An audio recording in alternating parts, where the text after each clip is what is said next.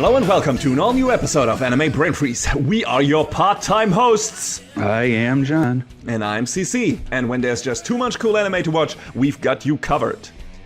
2023 is here and the winter anime season premieres are already dropping out of the sky like dead frozen pigeons.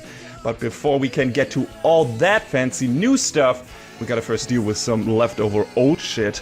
Older than you might think, actually. So today in our fall season finale, we will tackle a show from summer that hasn't been around since 2013, namely The Devil is a Part-Timer. Because for some reason that decided to drop its second season 9 years later in 2022. Hey, it's fine, don't worry about it. I'm not. But first, let's take a brief look at all the shows we watched but didn't want to do a full-length review on. So we'll talk about those momentarily in the Quick and the Dead. So put your working clothes on, get ready to waste your life away, and don't pause the pod. We'll be right back.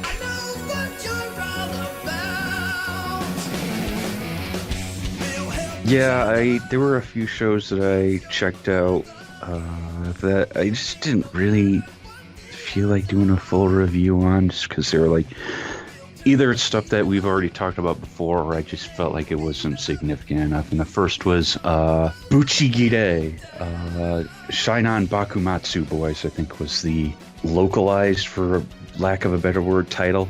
Yeah, that was a new show from summer, right? Yes, it was an original show, which we don't see too many of. I mean, we always say that, but I feel like at least we have been seeing anime originals at least one or two each season, thankfully, in the past couple of years, which I'm really happy for. And I credit us for doing that because we always said we wanted more of those. So we single-handedly willed that into existence. Yes, it was us. Yes, it was us all along, Jojo. Anyway, continue, sorry. So the show is all right. I mean, it had some neat action set pieces, and it was basically about a replacement Shinsengumi, and one of the main characters is trying to save his brother from being taken in by, like, the big bad evils, and there's these swords that are using negative energy. It's a weird, kind of convoluted, dumb plot.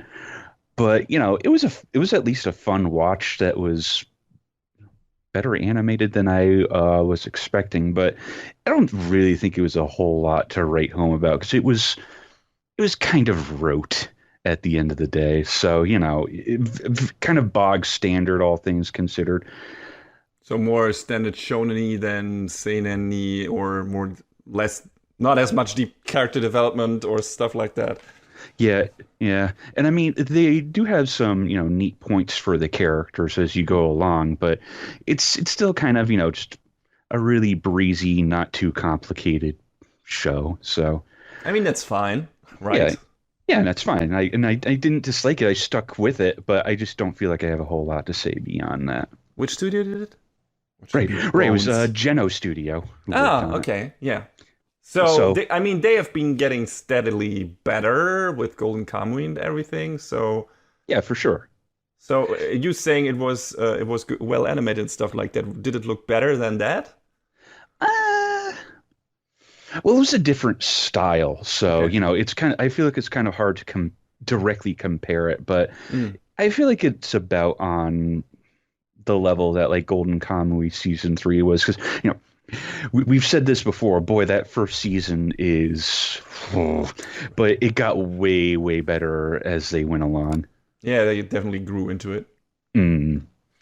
So it was fun, but not really important. Like, you need, this is the sleeper hit you need to watch. No, it was just, you know, it was what it was, and that's fine. Didn't need to be more than that. Next up was RWBY Ice Queendom. Ah, yes, I watched the first episode of that, and then I was like, forgot that it existed. I was like, oh, right. It kind of had that energy. I mean, it looked really good. The first episode, the fight scene and that and everything, really well choreographed. And I was like, hey, maybe I'll get into this to learn more about RWBY. But then there were so many other shows, so.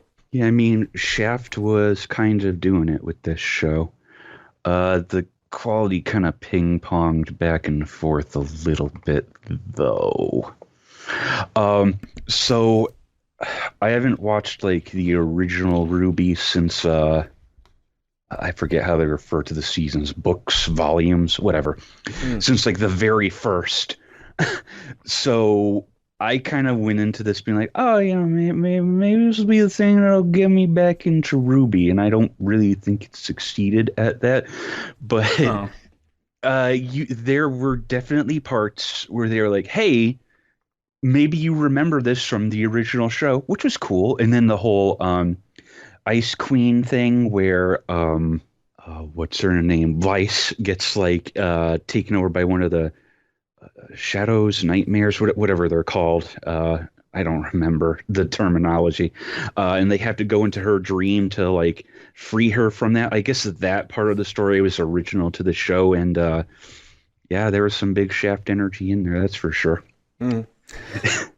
It was a very weird, fantastical sort of strange story that was very much in line with what they do.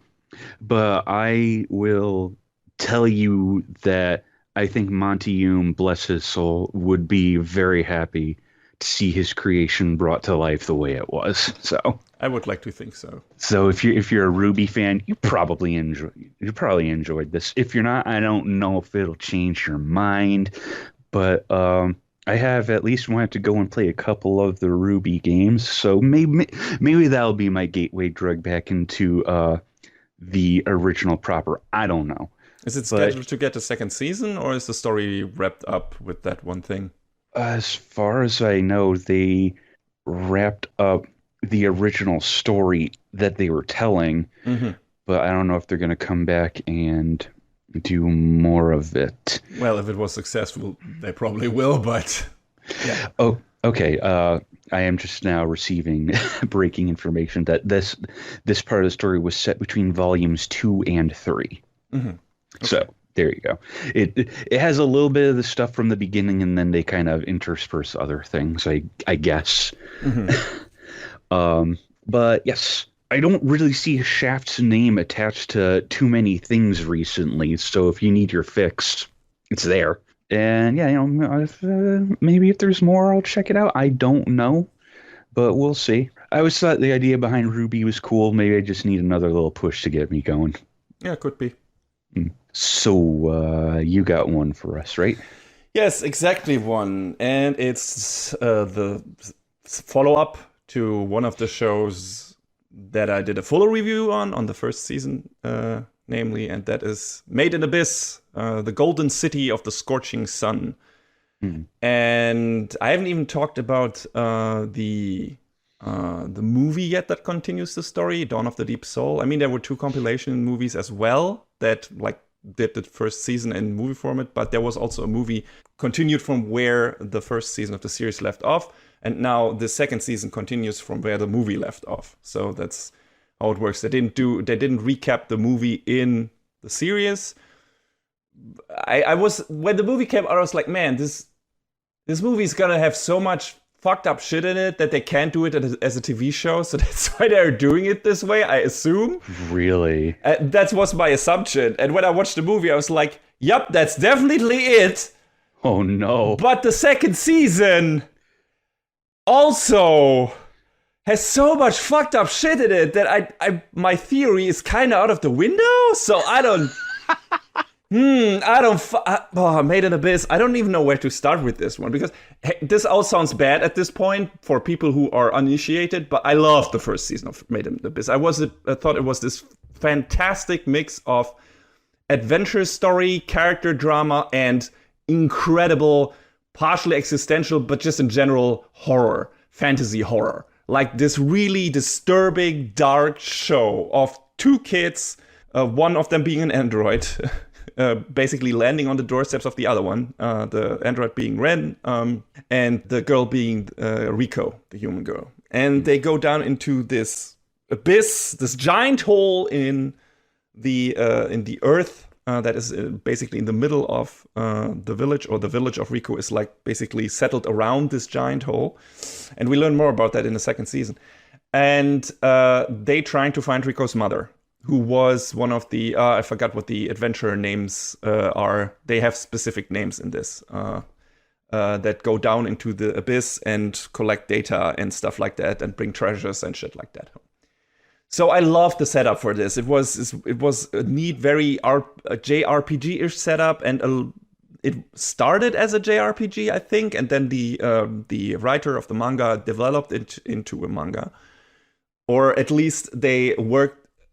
Maybe that wasn't it. But they worked on JRPGs before. They worked in games before they did the manga. So it made sense that this was kind of developed as a game idea first, and then as a manga.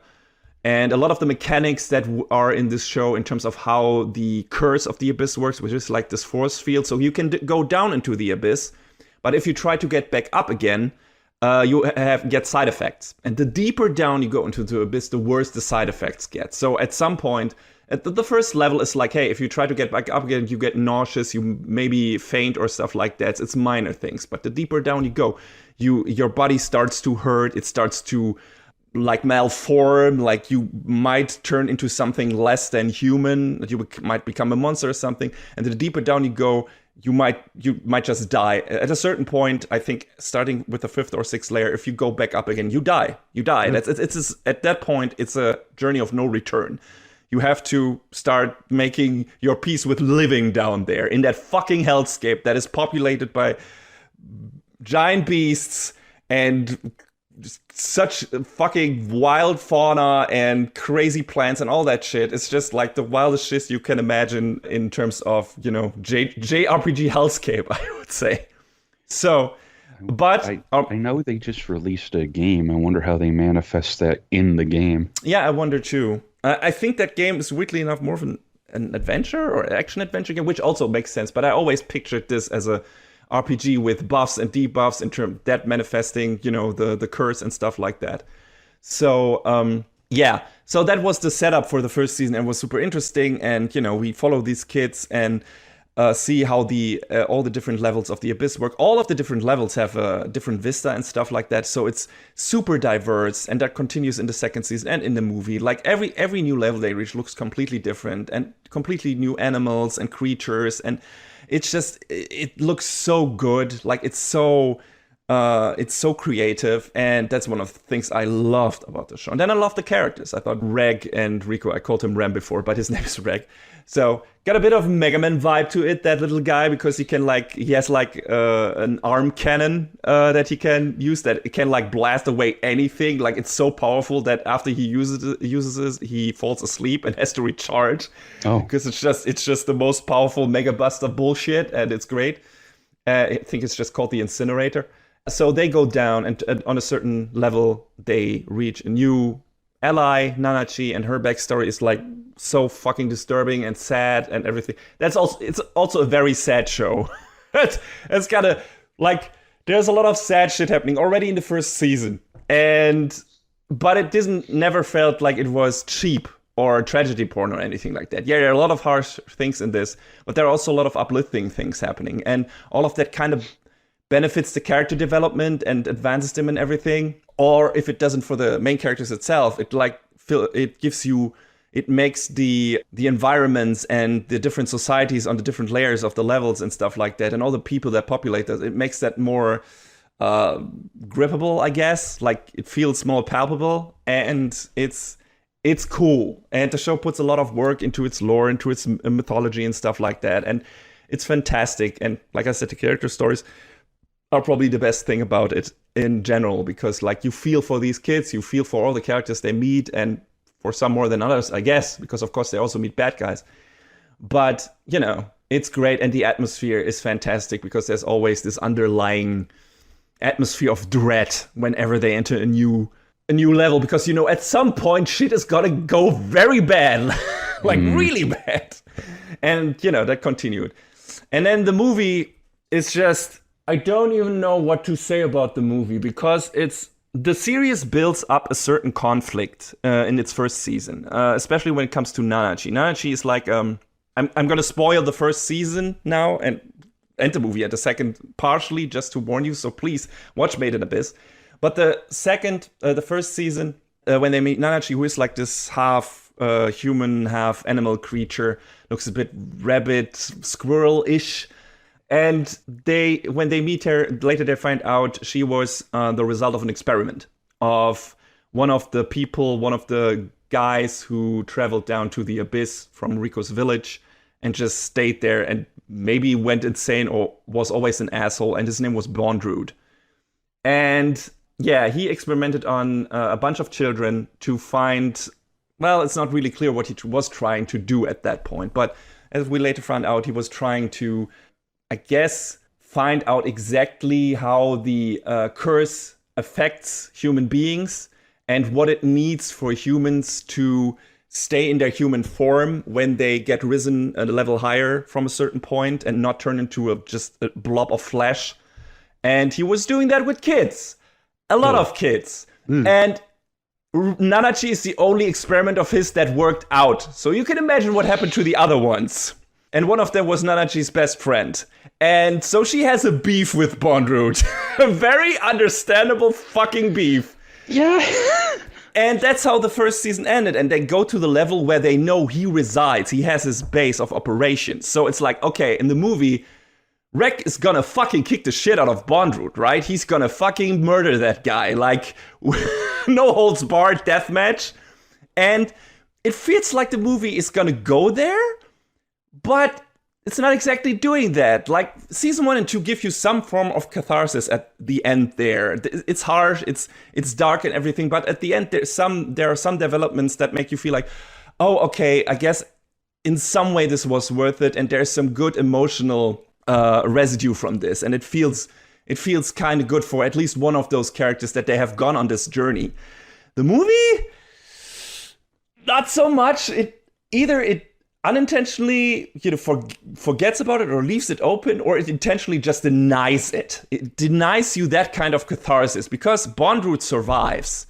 Like they at some point they realize they can't get a hold of him, and it's kind of they trying to fulfill the wish of his adopted daughter, who gets turned into a box of flesh and then into a whistle hanging around Rico's neck. Don't ask, it's the most fucked up shit. And yeah, but her last wish was that, I think, for her dad to be happy or whatever, because she's just too good of a girl. And so they decide, or Rico decides to honor that wish, and they decide to leave him alone.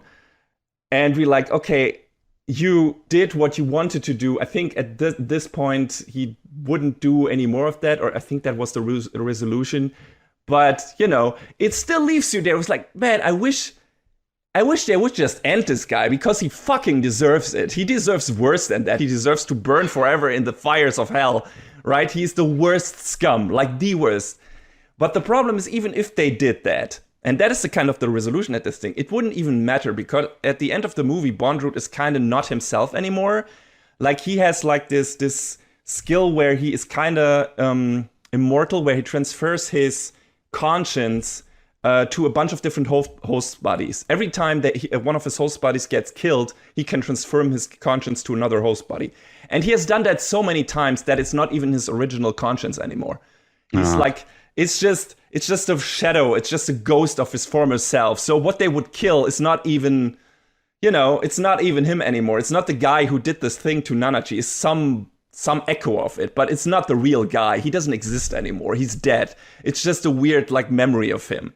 So Nanachi is like, yeah, it's not worth it. It's not worth it to deny his daughter, Prushka, her last wish and happiness for that, just to get my revenge and my catharsis for this or whatever, right?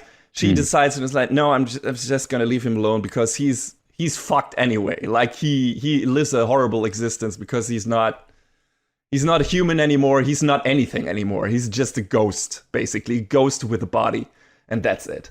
So I can totally understand them going there, but that's not what you expect when you get into a movie like that. You hope that you get some kind of, man, fuck that guy at the end. The movie denies you that. It's like, and I think it's intentional. It's like, no, this is not how this story works out. This is not how this kind of story works. These are not the mechanics. This is not the happy-go-lucky, everything will turn out fine in the end shonen story where the good guy just has to punch the bad guy really hard. That's not this kind of story. Sometimes this shit doesn't work out, and horrible people just stay alive because there is no matter, even if you do what you want to do to them, it doesn't change anything. And when I finished the movie, I was really taken aback, and I had to think about it for a while, because on first viewing, I was like, I don't know if I like this. This is just such a downer, and I had hope for at least some comeuppance for Bondrewd. But there really isn't any. Aside from you realizing that he is kind of gone already. But still, it feels like, damn it! I wanted my shonen moment. I wanted Reg to fucking incinerate that ass. Nope. And yeah, that's not what we are getting. So I was like, okay, what is season 2 gonna do? Is it gonna get even worse? And is it gonna be like the most horrible shit? And I guess not really. Again, there's really a lot of tragedy in them and human people, and so it's a meditation on what is your humanity? What is your value as a human? That is a big part of the second season, because they get into a city in the next level. I think the 6th it's now it. And that city is populated by weird creatures and everything who are not human anymore, but apparently have chosen to not be human anymore and just stay there and lead their weird lives. And their economy works in a weird way, where it's like, hey, you have specific items of value and you can trade them for other items of equal value, or more or less, and depending what it is like, right? You maybe get more stuff for what you have or not. And your own body is also worth something. So maybe you cut off one of your limbs and you give that to a person, and that is also added value. So it's maybe capitalism final stage. I have no idea where the show is going with this in terms of political messaging, if it was even intending to go there, because there's also some weird socialist aspects in there in regards to Rico reacts to that whole economy thing, and was like, yeah, I'm willing to give part of my body, but and one character comes to her and is like, you shouldn't do that. You should use that for yourself and not just give it to other people to like fix this specific situation when the city gets invaded, and she wants to ward off the attackers. She gives, like, I think, her hair. Like, she cuts off a lot of her hair. And the character comes to her and is like, no, you should use that for your own wishes and not to help us. And Rico is like, but if I help you now, maybe you guys will be alive later and can help me when I need your help. So it's a quid pro quo, right? So I help you now, I put some worth in, some value, and that might pay off later. So support system. I don't know if the show was specifically going there, right? But it was weird. It was like, you have the one thing on the other side where people literally get punished if they take value from someone by parts of their body being cut off.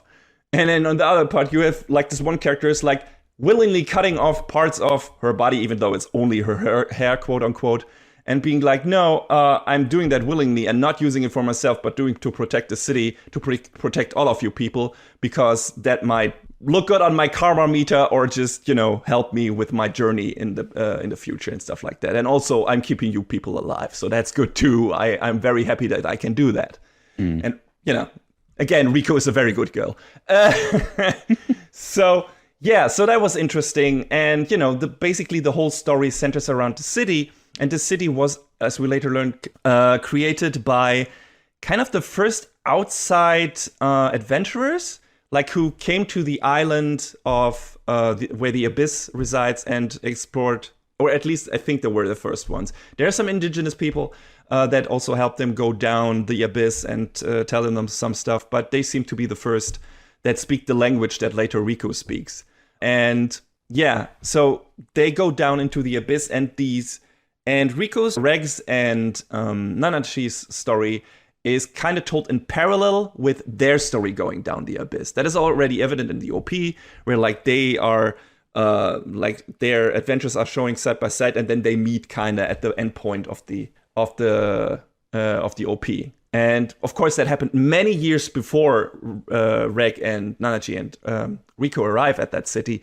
But it's kind of like told, okay, now they reach that part, and now they reach that part of their journey. So it's kind of a mystery that is slowly unraveled, what happened to these first adventurers and stuff like that. And it's really interesting. And of course, ends on a horrifying note, as you would expect from Made in Abyss. Like, really fucking... I won't go even into it. You can't even imagine the horrors this show is willing to go to just in terms of what characters are going through and what certain characters losing their humanity means, and to what lows certain people can stoop to cling to their humanity, even though they probably never had any, just because they're so afraid that they're gonna lose them. It's a fucking nightmare.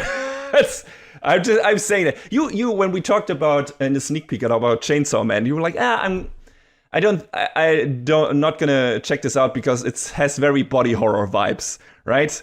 That's what you said to me. Judging from the first season of Chainsaw Man, comparing this to Made in Abyss, like, Chainsaw Man is so vanilla. What? It's the most harmless shit. Fuck yeah, there's some gore in there, some people getting hacked and whatever, and squashed and shit. But that's harmless. Like, in Made in Abyss, you have much worse shit to deal with. And that isn't helped by the super cutesy character designs of a lot of the characters. Like, you have like this most adorable people and creatures getting violently slaughtered, like guts flying everywhere and like torn apart in the most horrifying way. And then there's the other real body horror part of some people slowly turning into monsters and in the most gruesome way and shit like that. And yeah, if you are like faint of heart and you're not good seeing blood or disgusting things, you know, it doesn't even have to be blood, but just disgusting things in general, just don't watch this show. Like, fucking don't. Don't even. Don't do it. It's not for you. Absolutely not. I would love for more people to see this show because it's a great show. It's a fucking great character piece. Like, every season so far. Even the movie, though, it's like, it feels unsatisfying in a certain regard at the end because it denies you that catharsis that you want, where it's like, yeah, fuck that guy, kill Bondrewd. That's not happening. But even that, like, the character drama in that show is fantastic. And, of course, everything else, the production value, like, Kinema Citrus fucking hit it out of the park with this again.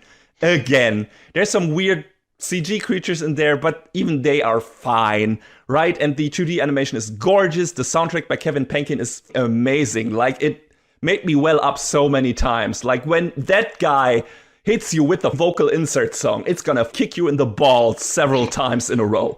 He doesn't pull any punches with his soundtrack. It's amazing. Like, he knows what he's doing. Oh, it's so good.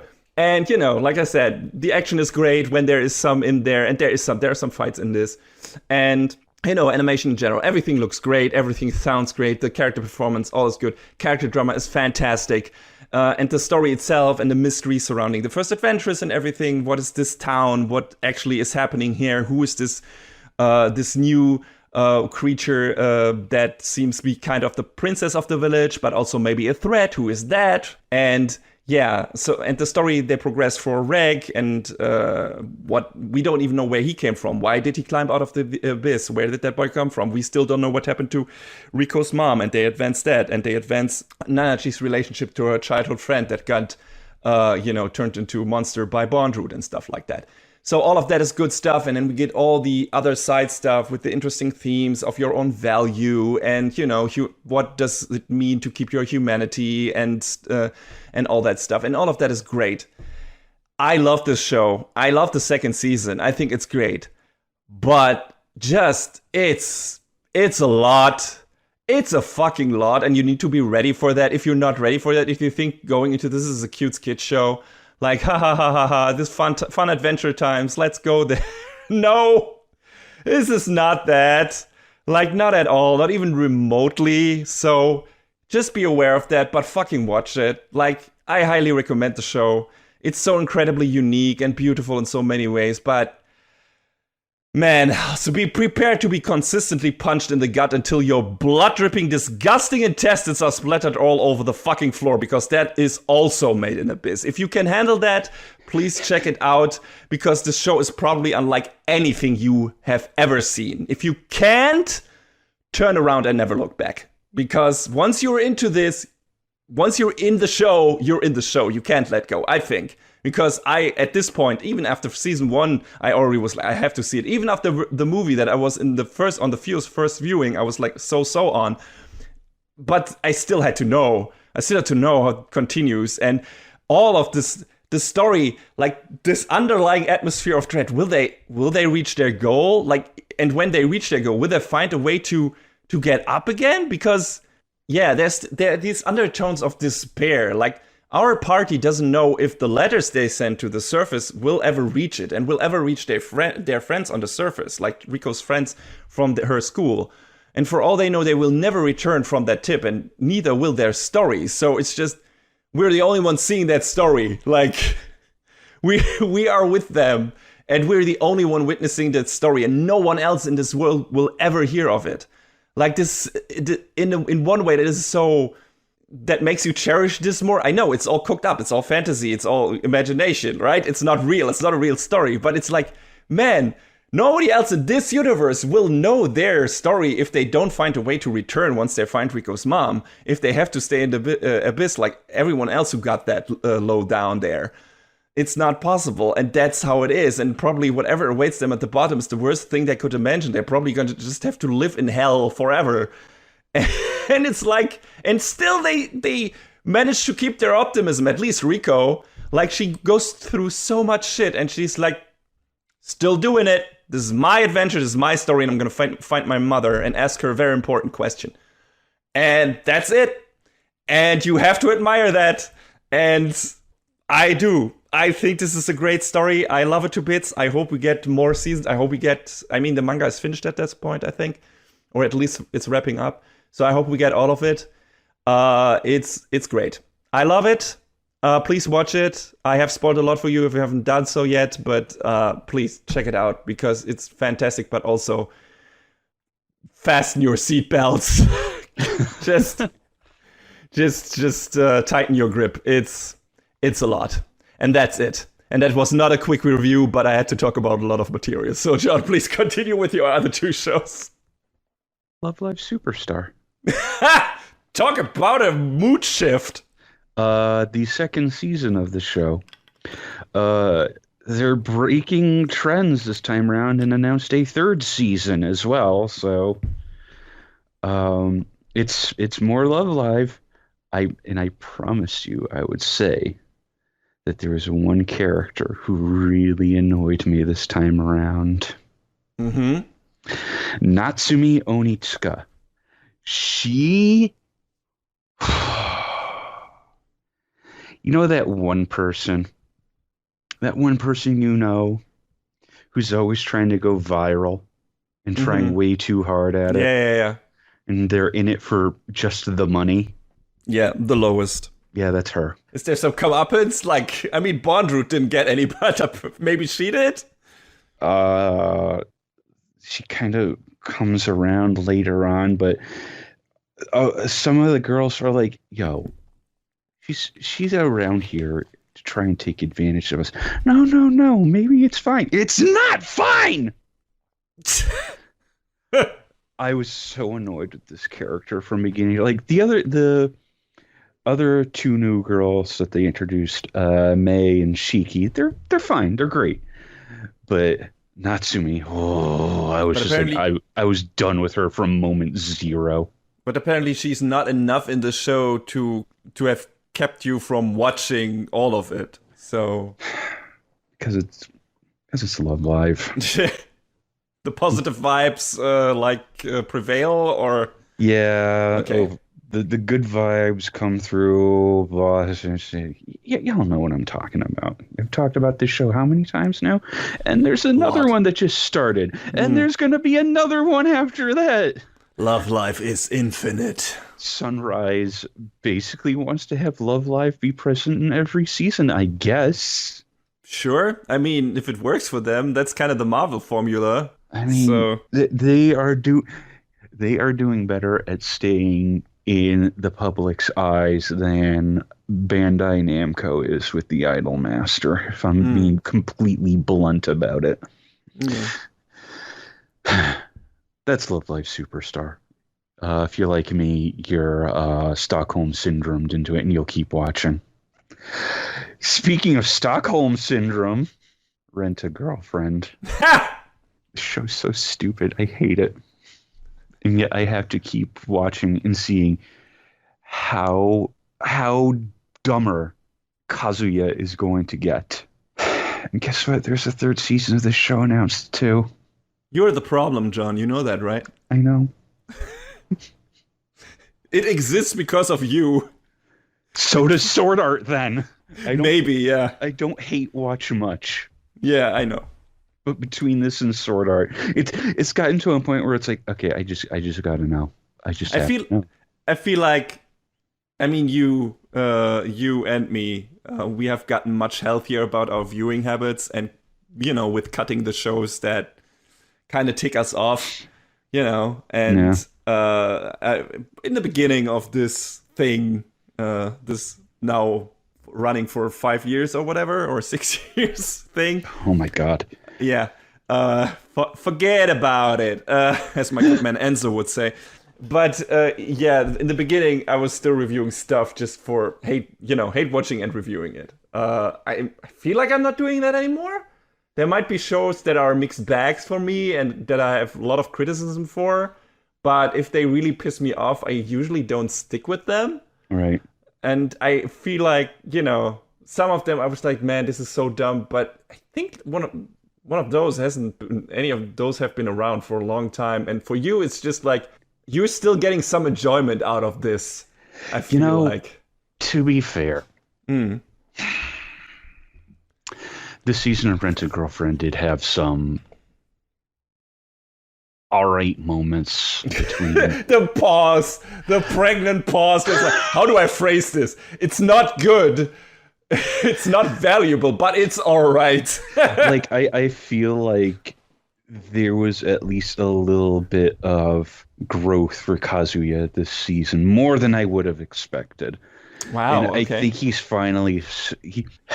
the illusion that's been presented is that it seems like he's finally starting to see how to be a good quote-unquote boyfriend, because he and Chizuru are still not exactly together, but also Ruka is still gunning for him. But to his credit, he at least doesn't want to be with his toxic ex anymore, because if he went back to Mommy, I would have been like, no, the show, no, everything about the show was a waste.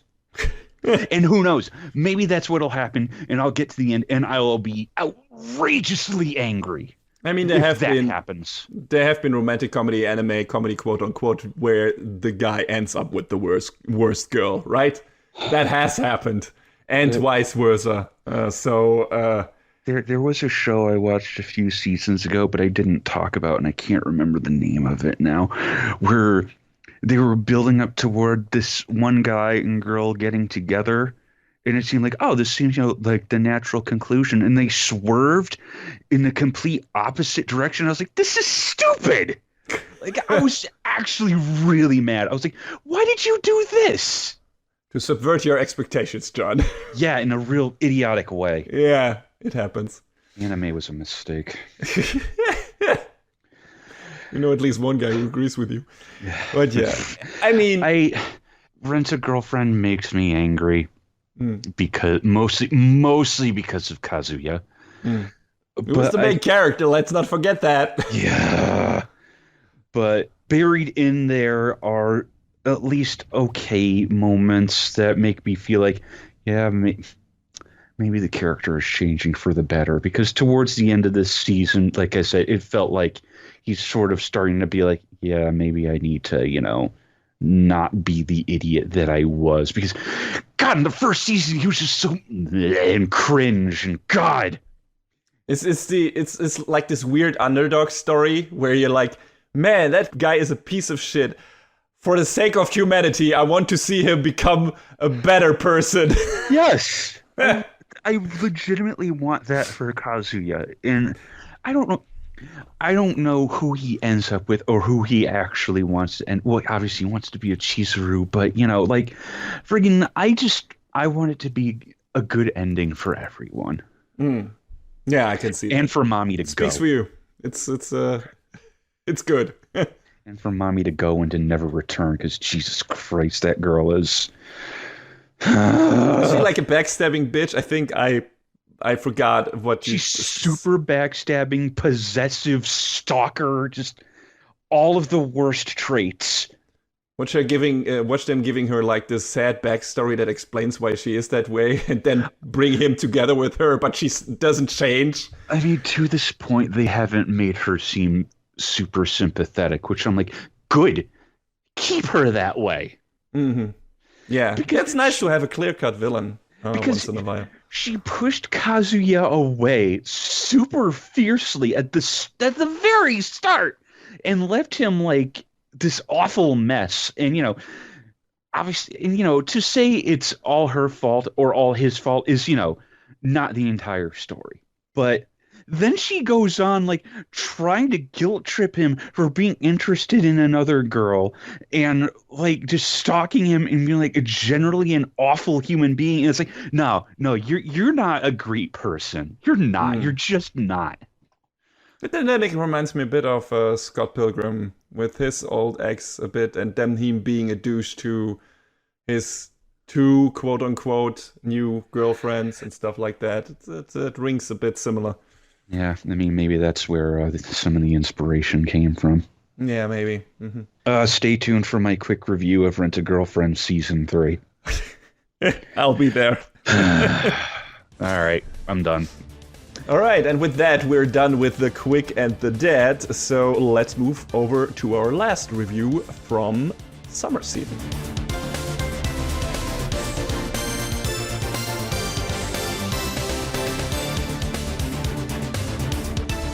All right, The Devil is a Part-Timer, Season 2. I feel like whoever did the translation for that title didn't get that the 2 exclamation marks in the original title was meant to symbolize that it's the second season, and put a Season 2 under there regardless. It's also been 9 years. Yes, I guess. But even that's even more reason not to put a Season 2 below it, because you're going to want to catch people like who don't know that it's the second season. Like, oh, this is a new thing. Let's check it out. Maybe. I don't know. But yeah, that's what we're here to talk about. And yes, like John already mentioned, like I mentioned in the introduction, this is a weird one because we have mentioned this show on occasion.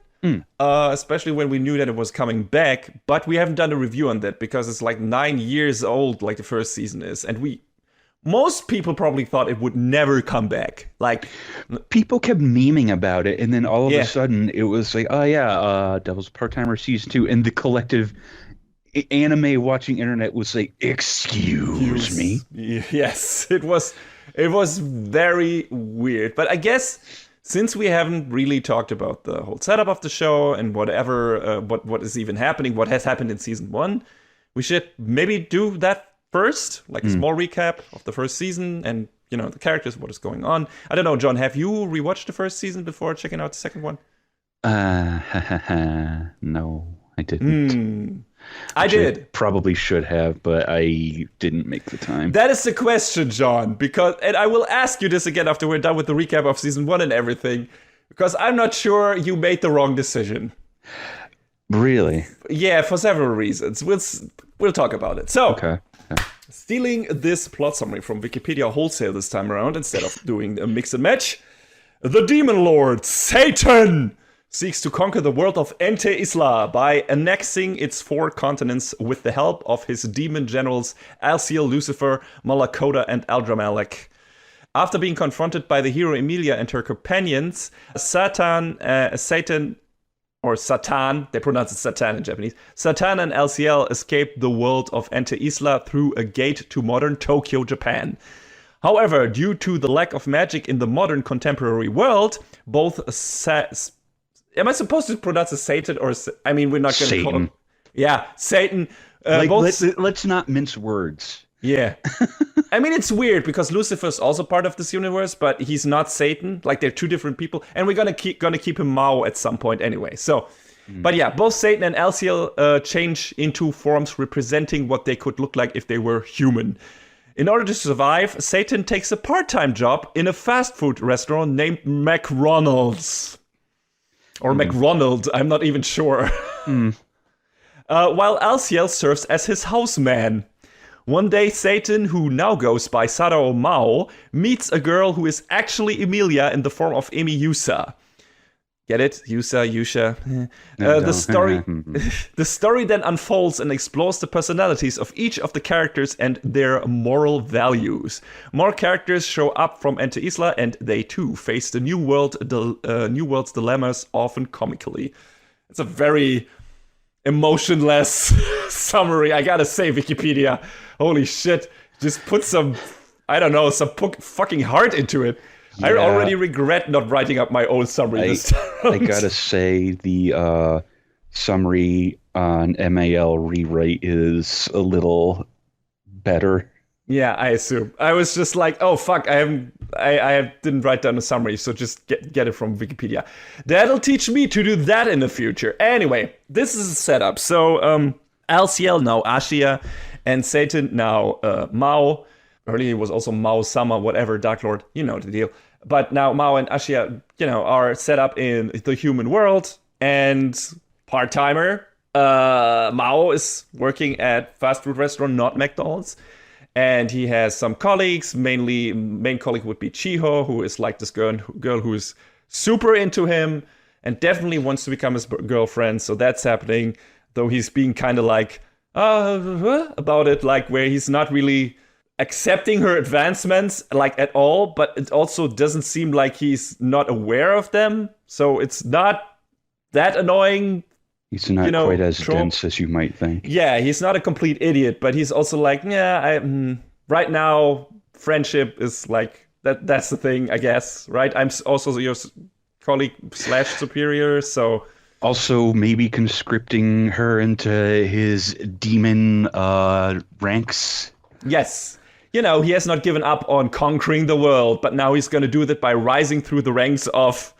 fast food. Of food service. Food service, yes, the most illustrious career. But that is basically what's happening, or at least that seems to be his goal. They do some stuff where it's like, especially at the end of the second season, where it's like, no, that is not it anymore. Like, they kind of... I forgot how in the second season they don't really show how much damage he was doing when invading into Isla. It's like the kind of... I don't know, throw that under the carpet or whatever it's gonna called in English, where it's like, yeah, in the first season when that opens up, you see his armies like killing people left and right. Like, he is the bad guy. And then, there's a reason why Emilia, the hero, is supposed to destroy him. And then he escapes to our world and then just becomes this part-time schlub.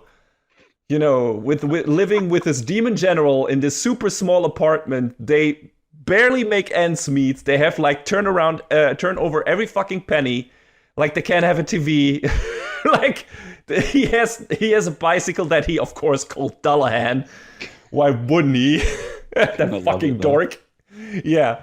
And so that's how he lives his life. But in the beginning of the show, it seems like he hasn't given up on rising to the top again and conquering this world. And then this will be his new base of operation, and then he will invade Enter Isla again and subjugate it and everything. It's kind of heartbreaking to see him to be so motivated to return to Enter Isla in the beginning, and then after a while he just resigns himself to the crushing reality of having to work to survive and probably never ever returning. Like, he starts liking it too because he achieves, in brackets, meaningless things at work. Like, getting some weird promotions or achieving some new form of promotion or whatever. Like, and, the daily job Stockholm syndrome is in full effect with that guy. At least that's what it seems like in the first season and partially in the second season when we see him at work. And I get to that. It doesn't happen as often as you might think. And, at the end of the second season, it feels like maybe there's a different reason why he's so intent on staying here. Why he's so intent on doing good work and so intent on making, people content and happy with his work and being a valuable member of society, quote unquote, earning his ends meet and stuff like that. So I'm being facetious, but I just can't relate to someone loving their work that much. It's just, especially that kind of work. Like, I felt the show never addresses that you smell like a deep fryer every evening, because you do. Like, I have worked on and off in the kitchen of a restaurant for 10 years during my high school and college years, and I can confirm this firsthand. When you shower after working in a place like that in the evening, your whole shower smells like an old rancid deep fryer. Ugh. That shit gets in your hair, under your skin, in your clothes. It's fucking everywhere. They kind of address it in the second season, I think, where Alas comments on Mao's boss's hand smelling like Mao's because of making fries.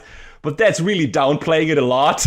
It's like, those are not the grim realities of fast food, of working in a fast food place. Let me tell you. So, that was kind of like, he's so eager to please and be like the best, the guy with the best work ethic at his place. I'm like, whoa, I do not know how it is to feel like that, to be that person. That's ridiculous. I don't know, John, do you?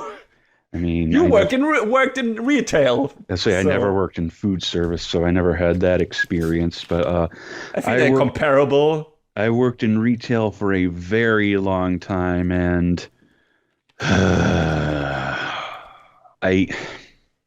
right. So I worked at an office supply superstore. Mm-hmm. And that was incredibly soul crushing, mostly because of the fact that, they seem to have it in their head that part of the dress code was, oh, you need to wear dress pants at work. I'm getting down and up off ladders and off my knees all the time. So how many you going to pay to get my pants fixed constantly? Because that stuff's not sturdy, not like work pants. So that was like, and the management there was just miserable. And you probably had shitty customers too, right? Oh, yes. So I feel like that's always the worst part in service jobs. And I would say retail is, in parts, a service job because you're servicing the counter at least and stuff like that. And you're getting asked questions, right? But in people that are not your colleagues. So then working at a grocery store was that, but even worse because people who don't get the groceries that they want are just animals, all of them. And then I basically worked my department by myself about 90% of the time. But hey, you can go up front to ring people out or bag their groceries, right? I don't have the time for that. Why don't you grab someone from the produce department? Because they always have at least 3 to 5 people working. I cover 80% of the floor by myself, and I have enough time for that. Mm-hmm. Yeah. And then my last job was more of an operations job, so I got to hide in the back room a lot of the time. It was a nice place. It wasn't the worst in comparison, but boy, when the Rona hit and they started firing people left and right and things in the management started changing, it got real bad. A bunch of us saw the writing on the wall and we're like, we're gonna go. Yeah, smart choice. So I don't miss the first 2 jobs I talked about. I missed the last job mostly because I miss the people I worked with. Yes, and I mean, that's nice. That's also part of what the show is kind of highlighting. Like, when Mao works with people, that all these people are nice people. That also of course, not always the case. Like, you can have shitty colleagues. I have them too. Maybe I'm a shitty colleague to some people. I don't fucking know. People have been listening to the podcast know my mood swings, right? It's not like that is extensively worse at work. Trust me. So you don't want to get. Sometimes it'd be like that. Yeah, you don't want to get on my bad side at work. Like, trust me, it's not easy to get on my bad side. My bad side. But just want to say that I'm not a complete monster. But if you do, like, if you annoy me, and if you're being a fucking idiot.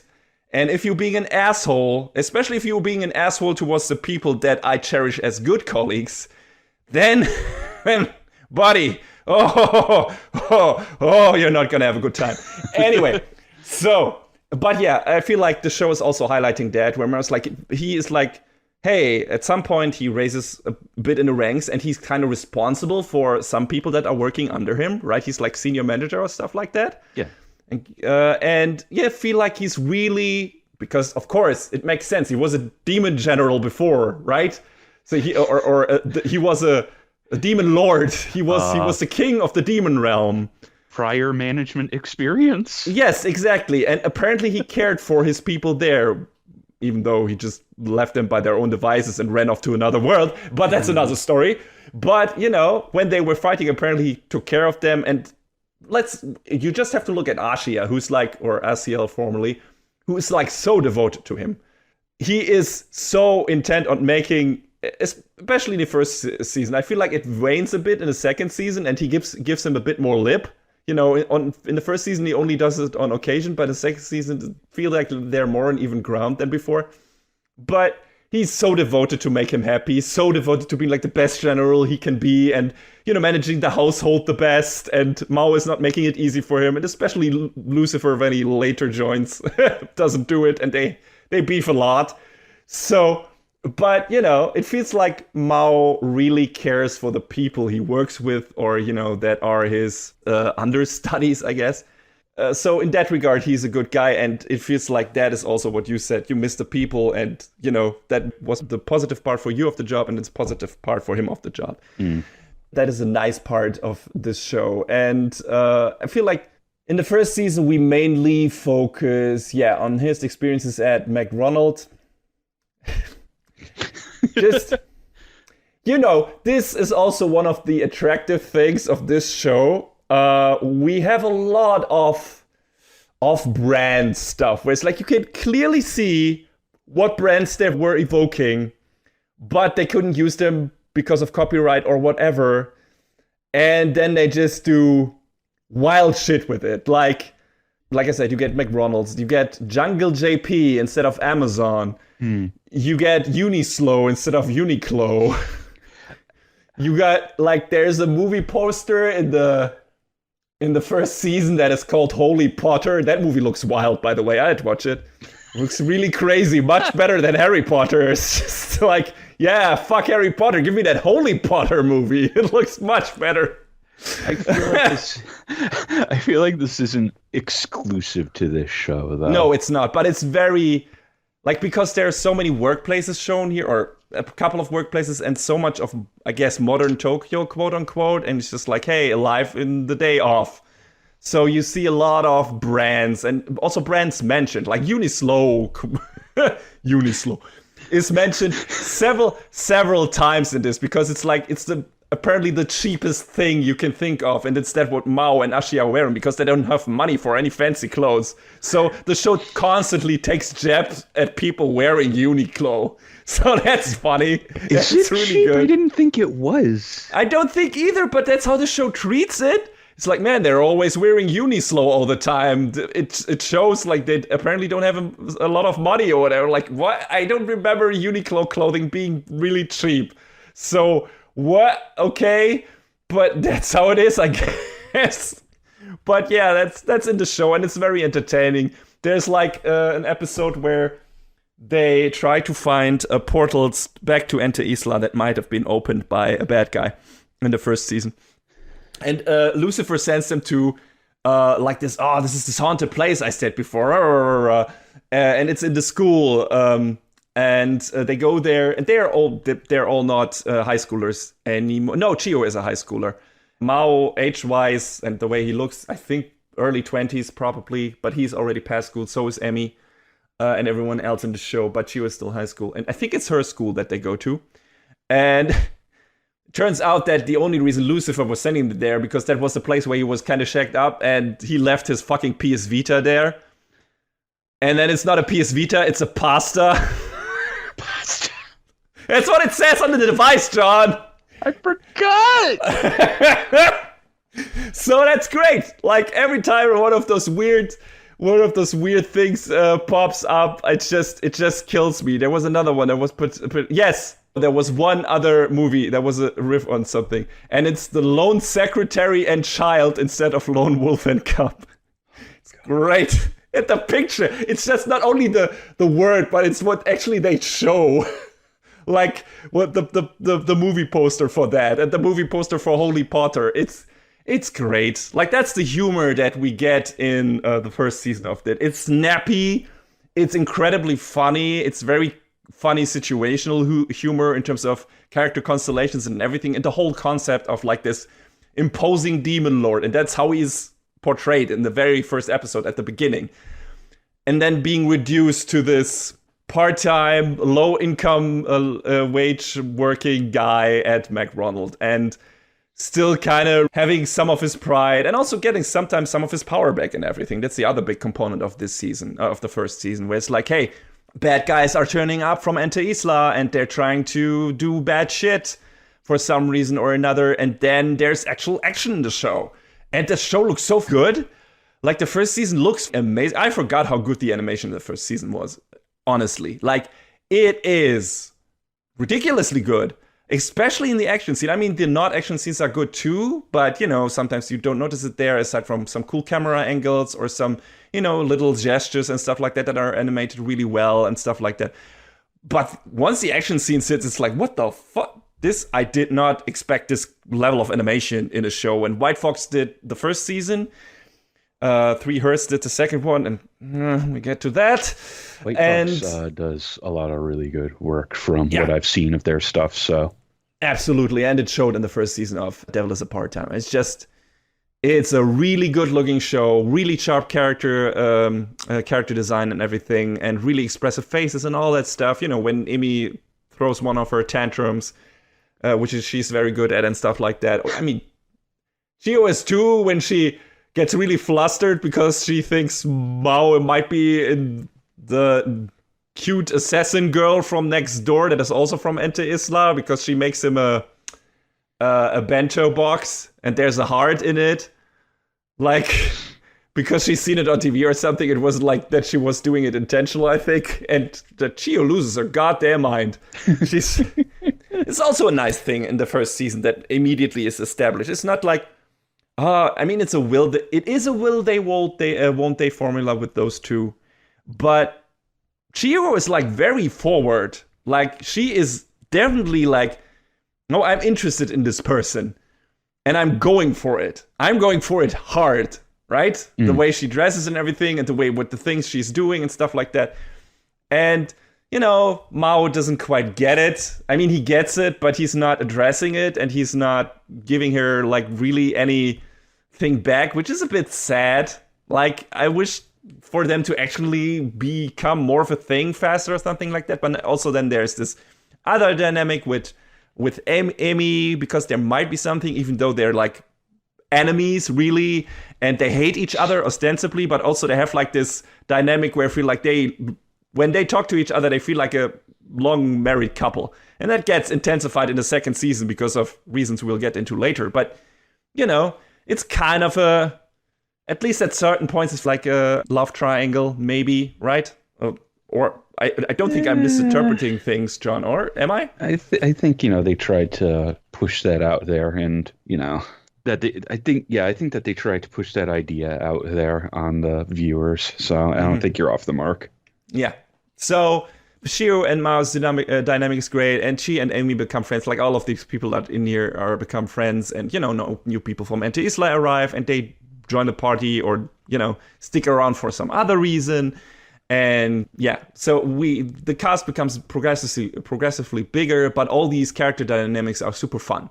You know, every time new characters introduced, they have something worthwhile to contribute to this dynamic, and it's fun and it's entertaining, and, you know, all of these characters are funny in their own right for one season or another because of a certain character trait or something like that. And then over time, we get filled in more on the backgrounds, as it's standard, I guess, for this, if it's a good show, and it is, at least in the first season. And we learn more about Mao and about his past, and that his conquest was initially, the goal of that was to create a paradise where his people could live in peace, because the demon world is a harsh place, and he wanted something where there wasn't that much strife. And so that also gives you a bit of an idea, you know, what his mindset is and where he's coming from. It's not like he wasn't a bad guy, because he definitely didn't care for what happened to the humans during his conquest. But at least in regards to his own people, it was a motive, a kind of positive motivation that he was going for. So I get it. And, you know, we see some flashbacks to Amy's youth, where she's like the daughter of a little angel and, you know, human father, at least that's what we're told right now. So that also leads to complication in the second season. But yeah, she was taken away from her father as a child and forced to protect humanity from the invading demons by the church. And apparently Lucifer burned her village down and probably killed her father. At least that's what we learned in the first season. And yeah, that's a good reason to at least kill Lucifer, but she also doesn't do that because these characters all behave very different once they're in the human world. Like Lucifer becomes like this neat, like this hikikomori who's like stays in the house all the time, doesn't go out, just surfs the laptop and that's it. Mm-hmm. And basically is a parasite upon Ashia and Mao, but Mao doesn't give a shit. And he's like, well, he's part of our crew and we keep an eye on him. And it's better like if we don't do that. And Ashia is probably the one who has the most gripes with that. Yeah. It's like, what the fuck? You're not contributing to do anything. And Lucifer gets there. Like in the second season, he starts helping out. So that's nice. I mean, he already helps out with the fights in season 1, I think. So there's that. But also with work stuff and things like that. And there's some interesting lore addition and stuff like that. I like how the way the whole show is structured and how it extends on the things it sets up in its first season. And the main ingredient of the show are the character dynamics and the comedy. That's it. And of the first season, and which is what put me in, because I'm not usually a guy that goes for work comedy. I know you are, John. You watch more of that, and I want to pose the question: is this the most accurate / funny / depressing representation of working a low income job you've seen in anime, or are there like others where it's where there are also harsh realities in there? It's not like all good times and stuff like that. I don't feel like there's a lot of representation of low income jobs in anime anyway. But I mean, you have some with restaurants. I mean, working is like there's that, but that was definitely played for goofs. I mean, I've some of the other jobs they tackled that much in at least in the first season. Amy got the other worst job, customer care. Yeah, it's working at a call center. Yeah, wow, okay, nope.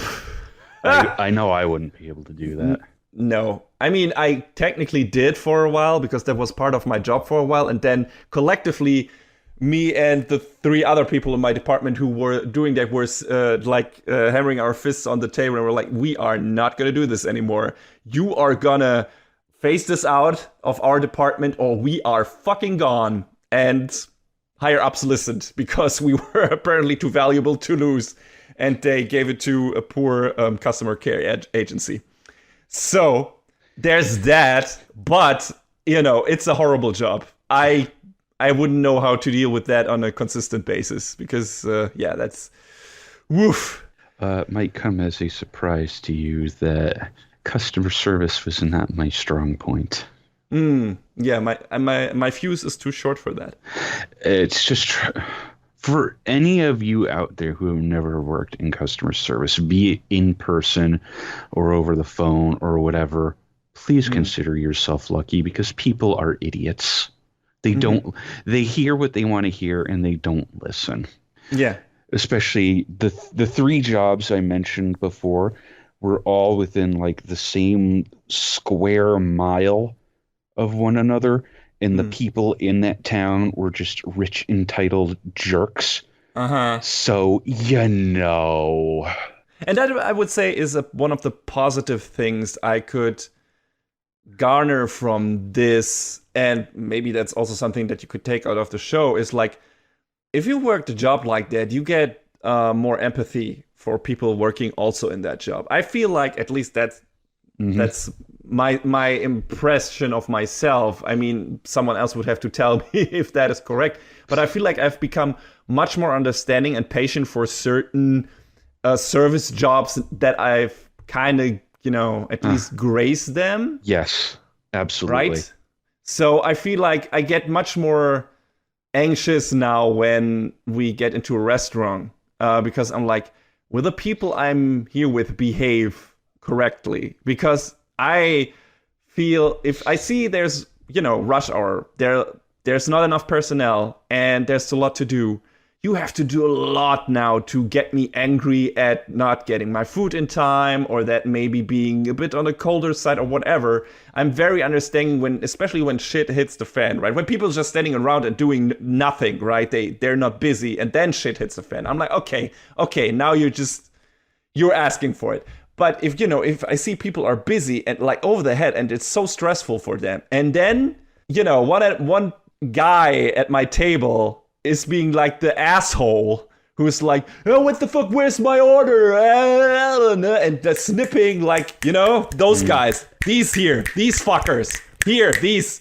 If one of them at my table is is one of those, he's gonna get a kick in the shin, like, immediately.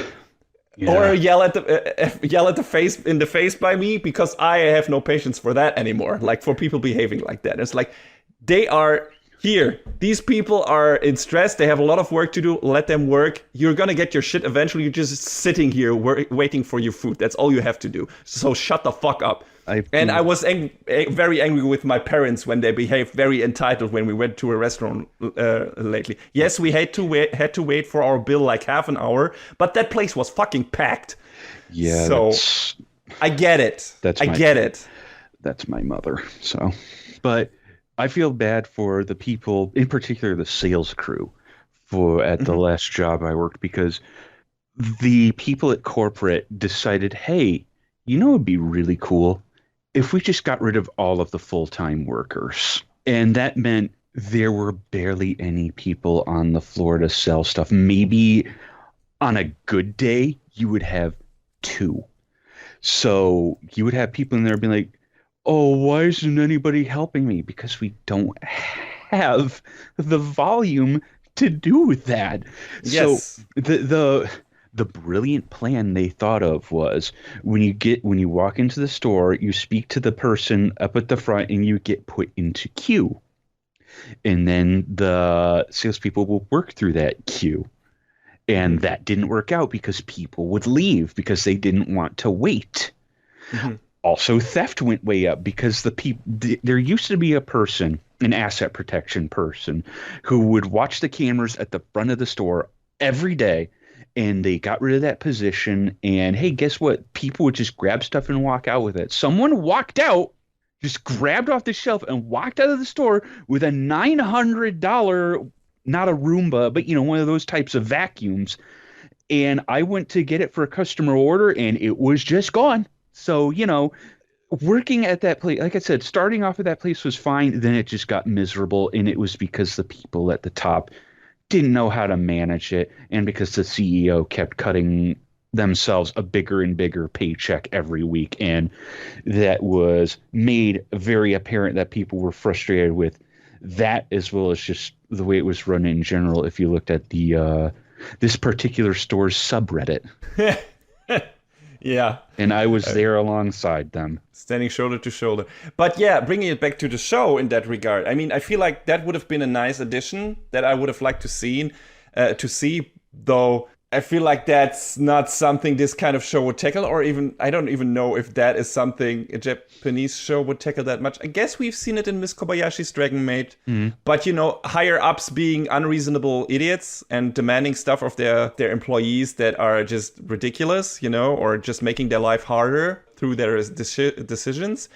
And I think that was one of my points of criticism of Kobayashi's Dragon Maid, where it's like they kind of bring it up, but they kind of brush it away. Yeah. I think if I remember correctly, it was like, it's just how it is, right? So, and, forming a union and stuff like that won't work either, whatever. It's just like, yes, the U word. Where exactly. If you said that, you would get thrown out. Yeah, so I feel like it would have been nice to see an asshole-ish boss in this show, which we don't get. Like, all the people that Mao works for in this show are the nicest people, like the most nice, reasonable, understanding, giving people. Like, they're so good to their heart. I mean, his boss, sometimes gives him a side glance and it's like, we gotta get those numbers. I mean, at the franchise level, it might be fine. There's still time for them to bring in corporate. Yeah. Yeah, sure. We'll see if that actually happens, because that's one of the things, and I guess even more so in the second season, for a show that, according to its title, is focusing on work, there's surprisingly little workspace screen time in this, especially in the first season, where it's like, hey, here are a few scenes at McDonald's, and then later we have like this beef with an angel who takes over a branch of Kentucky Fried Chicken, so Mitsuki slash Sariel, and tries to basically battle with Mao's branch of McDonald's for customers. And that's like the big final arc of the first season. And then that culminates in an actual battle between, Mao and Sariel in demon and angel form, which is ridiculous and cool. So we got that. But the second season, and I can, already take that and, take that away from it. The second season is like, yeah, okay, McDonald's is closed because of, I don't fucking know, renovation or whatever. We're getting the new deep fries, new system, and now Mao works at a fucking beach sag, whatever, and then on a farm. And yeah, we don't see much of his usual workplace. And I was expecting there to be more of what he actually intended to do, like rise through the ranks of fast food service management, whatever, right? Getting up there. But it feels like they're keeping him, in terms of story, artificially, at the same level to, not let him earn enough or shit like that. I don't know what the reason is behind that. Maybe that's it. Or maybe they're just trying to advertise certain low-income jobs because no one wants to do them. And this is a vehicle to be like, hey, look at all these cool, not cool at all, jobs in Japan.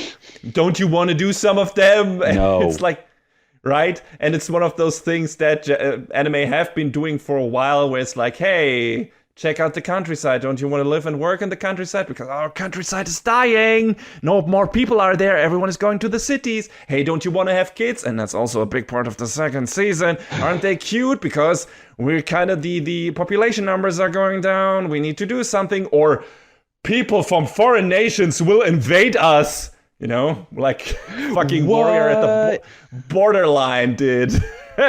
But that's the extreme version of that. But there has been this kind of messaging in anime in recent times, and I don't know if that was the thing here that the creator of this is based on the light novel, right? Yes. The creator of the light novel was trying to do, because that was kind of before that became a big thing, like that those kind of messages when they really crept up in anime. So I feel like when the show was created, when the light novel was created in 2011, and when the show first hit in 2013, that wasn't much of a thing yet. That has only crept up in recent years. So maybe it's the motivation now, and that's maybe why it got a second season. We were like, oh yeah, that's what we need, another show of those that conveys that kind of thing. And it magically just works for that. Maybe they changed some stuff from the light novel. Maybe he doesn't go work on a farm, or he doesn't work at the beach in the actual novel or in the manga. I don't know. Maybe he does. But, at some points it feels more like advertising all the different jobs that you can have with no prior education, really, and then advertising those and, advertising the people who work in that. And it's like, okay, that's not really what I expected from the show and what it was set up to do, because the first season is entirely McDonald's and I guess a bit of Amy's service customer care job. Not much, but we see her working there and have some scenes there, and we have some in season 2. But so I was like, I was hoping for more actual work comedy in this, like having a bit of an even mix. And I love the mix in the first season, where it was like, okay, we have some action, we have some comedy bits outside, we have some comedy bits inside of the workspace and stuff like that, and it all kind of fits together and matches together, like it bleeds into each other, so it works. And I didn't get the feeling from that, like after watching season 2, where it's like, oh no, here are all these different places. So I didn't know how you felt about that. Did you like that we saw a bunch of different things in the second season? Different workplaces and different places Mao had to go to, or were you like, nah, I would have preferred if they'd stayed at McDonald's? I mean, I guess I didn't really think too hard about it in the moment, but Yeah, I mean, it did seem like it took the focus off of what was previously established, but I don't know, maybe the author just thought about mixing it up that way.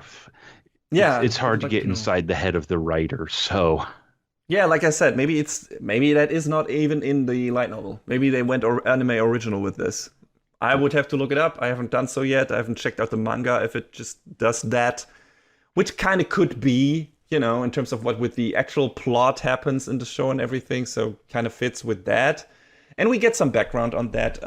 The which the groundwork was already laid for in season one, where it's like on the one side you have Mao who's trying to make his life in New World. On the other side you have the people from Enter Isla who can't quite let go of their image of that evil demon lord ruler Satan, and are here to at least make sure that he doesn't come to power again, which is kind of like Amy's modus operandi, I would say, where she's like, no, I'm not gonna kill him. I like to see him living this miserable existence, but I'm also staying here to make sure that he doesn't get away because, his army killed my father, or at least what I know, and he's kind of responsible for my shitty childhood and shit like that.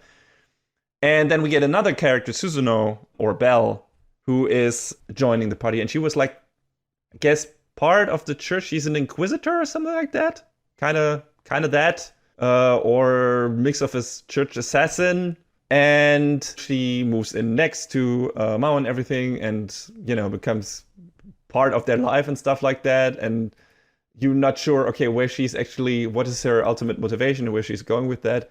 And then she teams up with Serial, at least for a while, at in the final arc of the first season, and you have this big confrontation, and this argument between Emi, Chiho, and Suzuno in the penultimate episode of the first season, I think, which is actually pretty compelling, just in terms of character standpoint and what they do with the evil guy turns maybe good now, right? And how do the people that he did the evil things to, or that know that he did evil things in his past life, react to that? And do they let him get away? Do they leave him alone? Do they accept that he might be able to change? Do they not accept that he might be able to change and think it's too dangerous to leave him alive?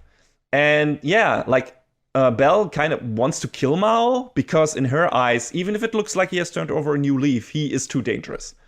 And Shio, of course, is horrified by this notion, since she doesn't know Mao as the demon lord or the atrocities he has committed or his army has committed. And she loves him.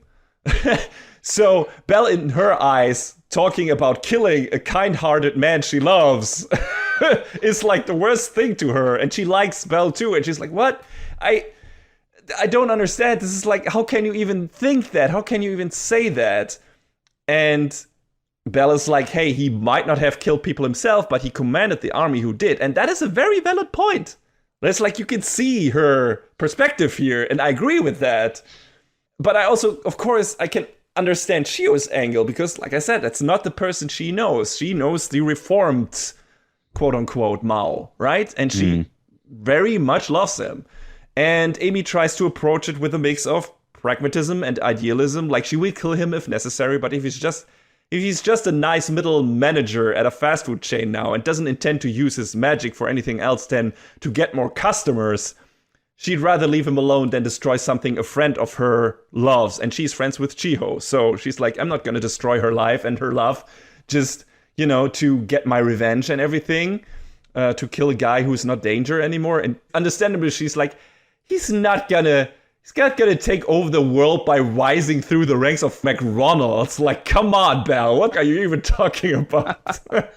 And making a friend cry is not the ideal world she was fighting for to begin with. So that kind of goes against what she took arms up for. So that's cool. That was like a cool argument that I didn't expect in that kind of comedy show in the ending, where it's like, here are these different perspectives, and all of these are kind of valid. So what do you do with that? Make them clash, because these it's not. And of course they convince Belle of their point of view, because she's also like, even Mao does it to an extent when she talks to her. It's like, you were searching for a reason to let me go, to let me keep on living here, to not kill me, because you, in your deep down you understood that this is not the right way, and that you would only do what you were ordered to do and not what you feel in your heart that you want to do. So that was really cool. That was a really cool thing of character bits and character development that all of our main characters were involved in. And I was like, man, this show is giving me so much stuff that I didn't expect from it. And I had forgotten about a lot of it because I haven't watched it in 9 years.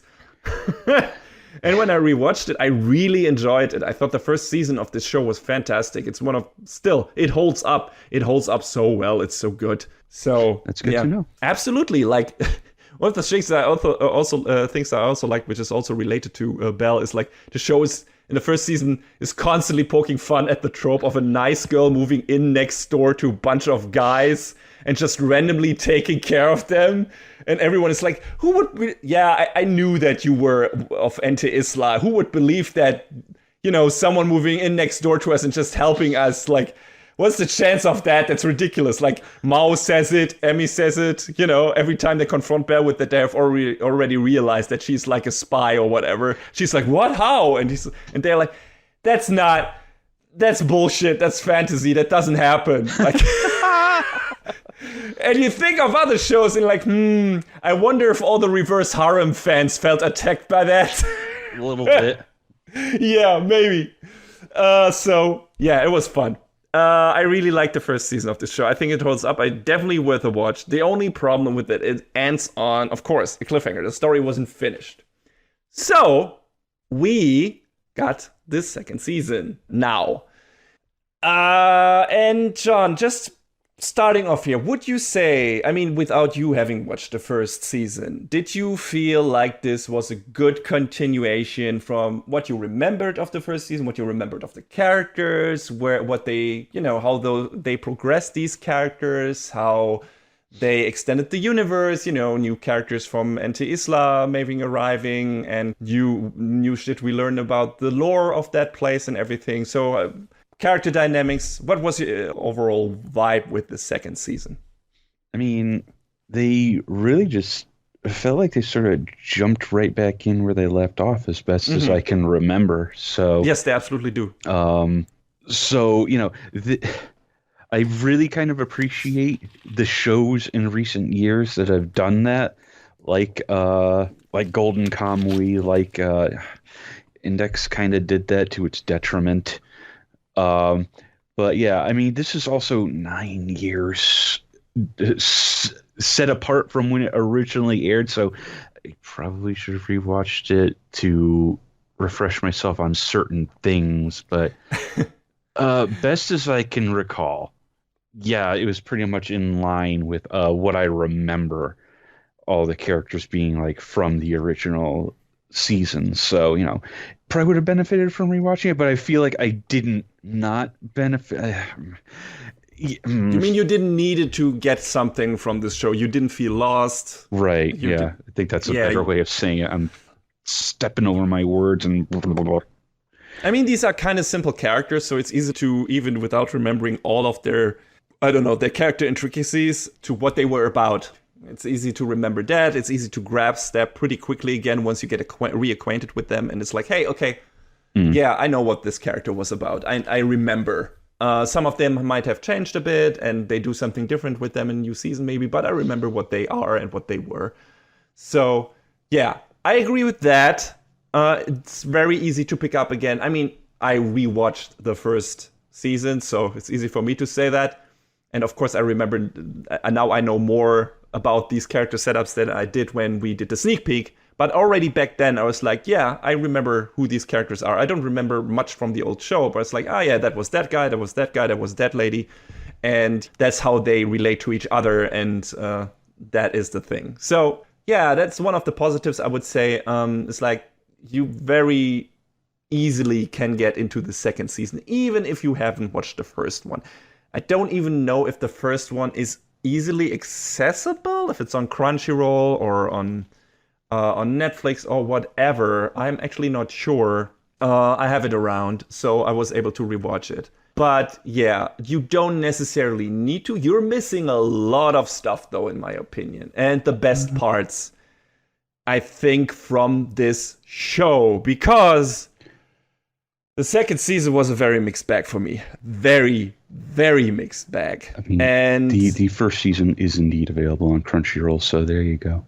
Good. So that's what I meant when I said I don't know if you did yourself a disservice of not rewatching the first season, John. Because of the difference in what you thought. Yeah, because following up the first season with what we got with the second season maybe felt worse to me because the first season was so fresh on my mind because I rewatched it. If I hadn't done that, maybe I would feel different about the second season than I'm doing right now. Maybe not. I'm not sure. But of course, if the first season is fresh on my mind, I'm just I jumped just from the end of the first season right into the second season. Of course, that's on my mind, and I can't help but compare those two. And in that comparison, this is a fucking One Punch Man season 1, season 2 situation. This is really... So, the series composition and music composer stayed the same, and aside from that, I think most of the crew changed. Director, storyboard artist, animation director, in general, like... White Fox seemed to have had a bigger crew working on that show than 3 Hertz does. And 3 Hertz shit the bed with Dimension W, but Flip Flappers and Princess Principal look good. So this could have gone either way. But the animation in the second season it leaves a bit to be desired. It's an understatement, John, especially if you watch the first season. I mean, that could be unfair. The animation itself in the second season is, I would say, mostly serviceable, but the direction is more generic. Like, you don't have as interesting just in general angles, everything, scene progression, and all that stuff. Editing, all of that is much worse in the second season. It looks really generic in a lot of parts. Like season 1 had so much more interesting scenes, just in terms of looking the way it did and looking the way the second season is doing. That starts with the OP. Like the OP, the editing in of the OP of the first season is great. The second season is such a massive downgrade from that. It's so boring in regards. Still has a good song, but it's not even remotely as energetic, as quickly showing you, oh, this looks interesting. This is what we're getting from this show. And so showing you all the different perspectives of the characters. Like, the first season OP is so charming, like displaying all the important main characters in like their most clear-cut version of themselves. And the second OP isn't really doing that. And it's just like, okay, we had this scene and then we put this scene next to it. And it feels like in the first OP, those all flow into each other really, really well. I didn't get a feeling from the second OP, from the second season OP, which is a shame. And that progresses through the show, right? It's not... The action scenes are such a downgrade. Like, that's the worst part. Like, holy shit. It's, like I said, so I'm going from One Punch Man Season 1 to One Punch Man Season 2. Of course, One Punch Man Season 2 looks better than Devil is a Part-Timer Season 2. But also, One Punch Man Season 1 looked better than Devil Season 1. So, I guess the comparison is valid. In terms of quality downgrade from season 1 to season 2, one started higher. It's not great. I mean, it's more problematic maybe in the other show because this is not as action heavy as One Punch Man is. So you have more action scenes that don't look as good as they did in the first season. But then again, you have action scenes in this second season, just like you did in the first season. And in the first season, they served a really good purpose of mixing up, the standard, mostly dialogue-driven character comedy and character progression and everything. And they were like, no, we're putting a good action scene in here and having characters face off and do some character development also through the fights. And the second season, all the fight scenes, all the action scenes, in my opinion, look really bad. Like, there's some bright spots with very, very few scenes that look passable. But if you come directly from season 1, you cannot imagine how much worse season 2 looks, in my opinion. It's staggering. It's ridiculous. Whew. Even watching the second season on its own, it felt like there was a real distinct lack of energy to the action scenes. I don't know. It's hard to really describe. No, that's a good way to describe it. They felt really phoned in. And that can be the part of maybe not as many talented people working for 3 Hertz, maybe not just in general, not as many people working on this project as as worked on the first season. Like, I feel like, at least looking at the staff, and that might not be all the recorded staff, but looking at the staff listings on Anime News Network for season 1 and season 2, it seems like season 1 was double the size, at least.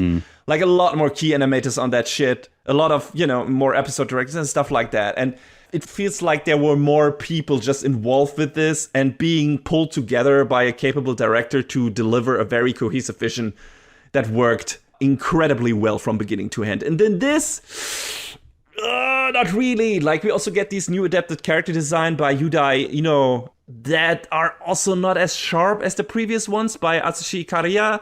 Like, it's pretty close, but something is missing. Especially Ashia, Chiho, and Emilia's faces look off in my eyes. Maybe it's now closer to the original design from the light novels, but I like the season 1 designs better.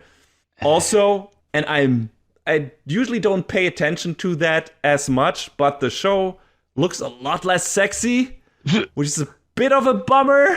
Season 1 was kind of a sexy show. Like, they were not going ham with the fan service, but there was surprisingly high amount of it. Not like over exaggerated. I feel like it was still kind of tasteful, but it was in there.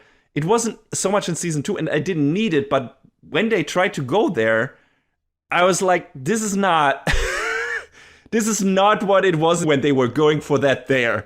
The characters don't look as good. They don't look as, titillating, if you want to call it that. So felt like there was something missing from the formula that the first show had. They tried to impersonate it, they tried to copy it and imitate it, but when they were doing that, that was when the show was the lowest because they just couldn't reach those heights for one reason or another. And that was a bit of a shame. So you already said that you felt like that even without rewatching the first season. What was the thing that bothered you the most in terms of production values when it came to the second season? Yeah, definitely the character designs. Okay, because they just didn't feel as strong.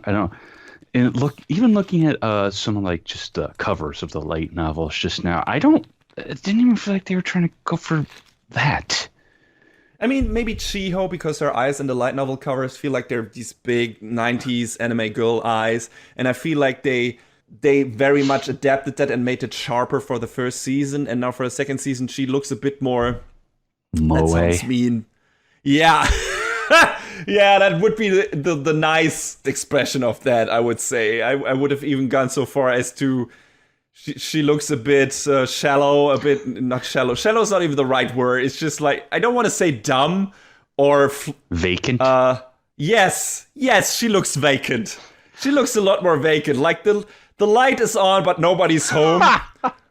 And that's not that character. No. That is absolutely not that character. So her character design mismatches her character very much so. And she was one of the characters where I noticed that the most. I was like, yeah, this is plucky, very heartfelt, very nice girl in the first season, and she might seem flustered a lot, but she has the guts. When Amy confronts her and Mao being on a date, and she doesn't know Shio, but she wants to tell her that Mao is a bad guy and she shouldn't get involved with him.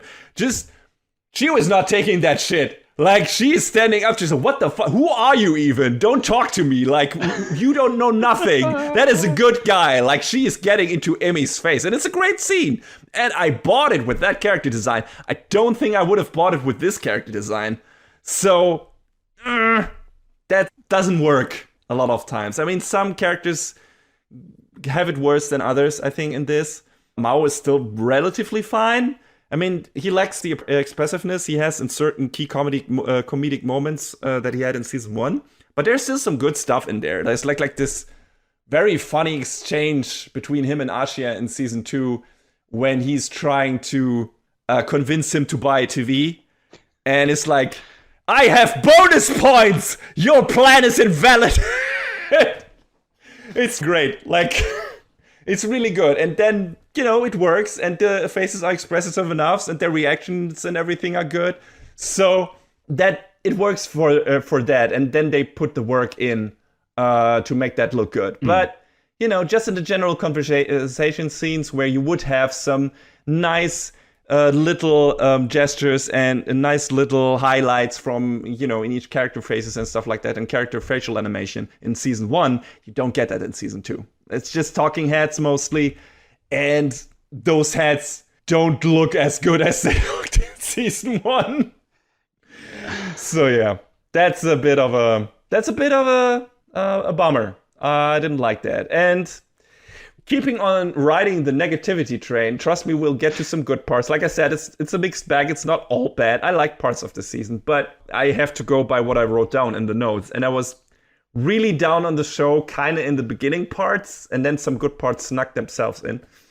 But the pacing also wasn't great in this season, I think.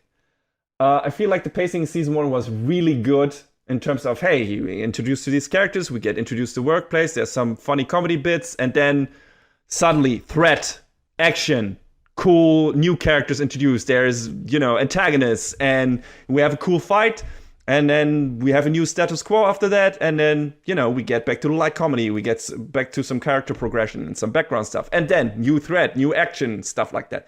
So that mix kept it really well paced. It never got boring. It felt really, this is cool. This is mixing things up a lot, new characters, all that shit, and it's cool.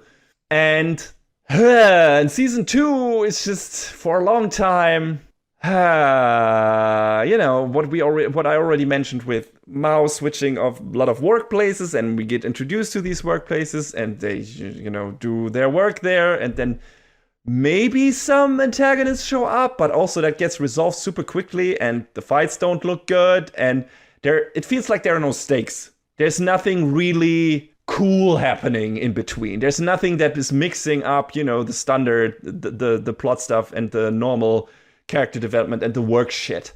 The mix is not there that was there in season 1 that made the whole concept of the series so enticing and made the pacing feel so brisk. The lore and background information are interesting that we're getting in season 2, but while, like I said, we got a new person from Isla causing a ruckus in every other episode in season 1, the only thing we have really in the first half, at least, first 2/3 of season 2, is like manipulated demons invading, and they don't really do anything and get turned around by Mao super quick, and the fight between the main demon guy and Amy looks boring. And stiff and lame and is not well animated. It's just like, yeah. And add to that, like, my one point criticism, like we get introduced to a lot of new characters at the different workplaces, but it doesn't feel like the characters are here to stick around, and it don't feel like they're super relevant to the story yet. Like at the beach house, it's like this protector of Earth who also might be a demon or not, and yeah, she's there, and then she's gone again, right? And then we have this farm place where we meet Chio's extended family, which is nice, I gotta say. But it also doesn't feel like we will see much more of them, probably, because this feels like a one-off thing. Hey, they're actually maybe kind of rich, because there's this giant speck of land there, and they, maintain it, and they farm it, and so on. So it feels like we're more jumping around, and we don't focus on the cool characters we have already established, like Mao's boss, like her dynamic with Sariel or Mitsuki, right? It's interesting that you would say that, because I'm looking at some of the light novels right now. The Demon King and the Hero stand together to protect the Sasaki family is a chapter from volume 5.5. 5.5 was released after volume 8. Oh. So there are certain parts of these stories that were kind of retrofitted in there. Because from what I can read here, volume 5.5 is a special volume that came together with the first DVD/Blu-ray of the Hataraku Mao-sama anime. So they did a little bit, the author did a little bit of jumping around after the fact just to fill in some stuff, I guess. Okay. And to answer a question from earlier, yes, Meg Reynolds underwent renovations, and they went out to Choshi in volume 4. So that is part of the story. Yeah, okay, so the beach part is part of the story, but probably in the actual, what happens in the actual light novel after that is something, we can see what is happening after that, because it happens at the end of season 2. Like, it's this confrontation between Gabrielle and and Amy's maybe mom and that stuff, getting involved with all of the shit and Alice Ramos and stuff. But if that had come sooner and it would have been better animated, that would have felt like they kept the old formula alive, even if they strayed away from Mao's usual workplace. But then they put two different things of the same kind of brand next to each other, and you get a whole different pacing, and it wasn't a good one. So I feel like that was a bad choice. Yeah. I don't know if they could have fit it somewhere else, just in terms of how the story progresses after this, which we don't know. But it felt like putting these two things directly one after another did the show a disservice. So that makes a lot of sense after what you told me now, that I got the feeling that this was too much of the same thing one after another. In season 1, we see Mao barely working at McDonald's as it is, and in season 2, we see him working anywhere but McDonald's. So it's like, what? I thought this was, even if he's a full-timer now, I guess, I thought this was to be the series where he was, working at that one place and building his army again. That, even if that doesn't work out, but, comparing the workplace to maybe managing an army and shit like that. That was the thing I expected from this show, and which I didn't get in the second season. Well, we got plenty of story left, because as far as I can tell, this covered about volumes 3 through 6. So, yeah, I mean, at the end of this season, they say to be continued. So maybe they will keep on going with the series now on a more regular basis. Now, if it's in that format, and, the core story goes out to volume 19, so... Yeah, that's a lot. I would hope they switch studios again, but, man... Well, money... Can happen. Money talks. It just happened with One Punch Man, right? With One Punch Man, with Golden Kamuy, with... Yeah, it happens a lot. With To Your Eternity. Uh-huh. Yeah, sometimes it's good, sometimes it's bad when it happens, and we'll get to Your Eternity season 2.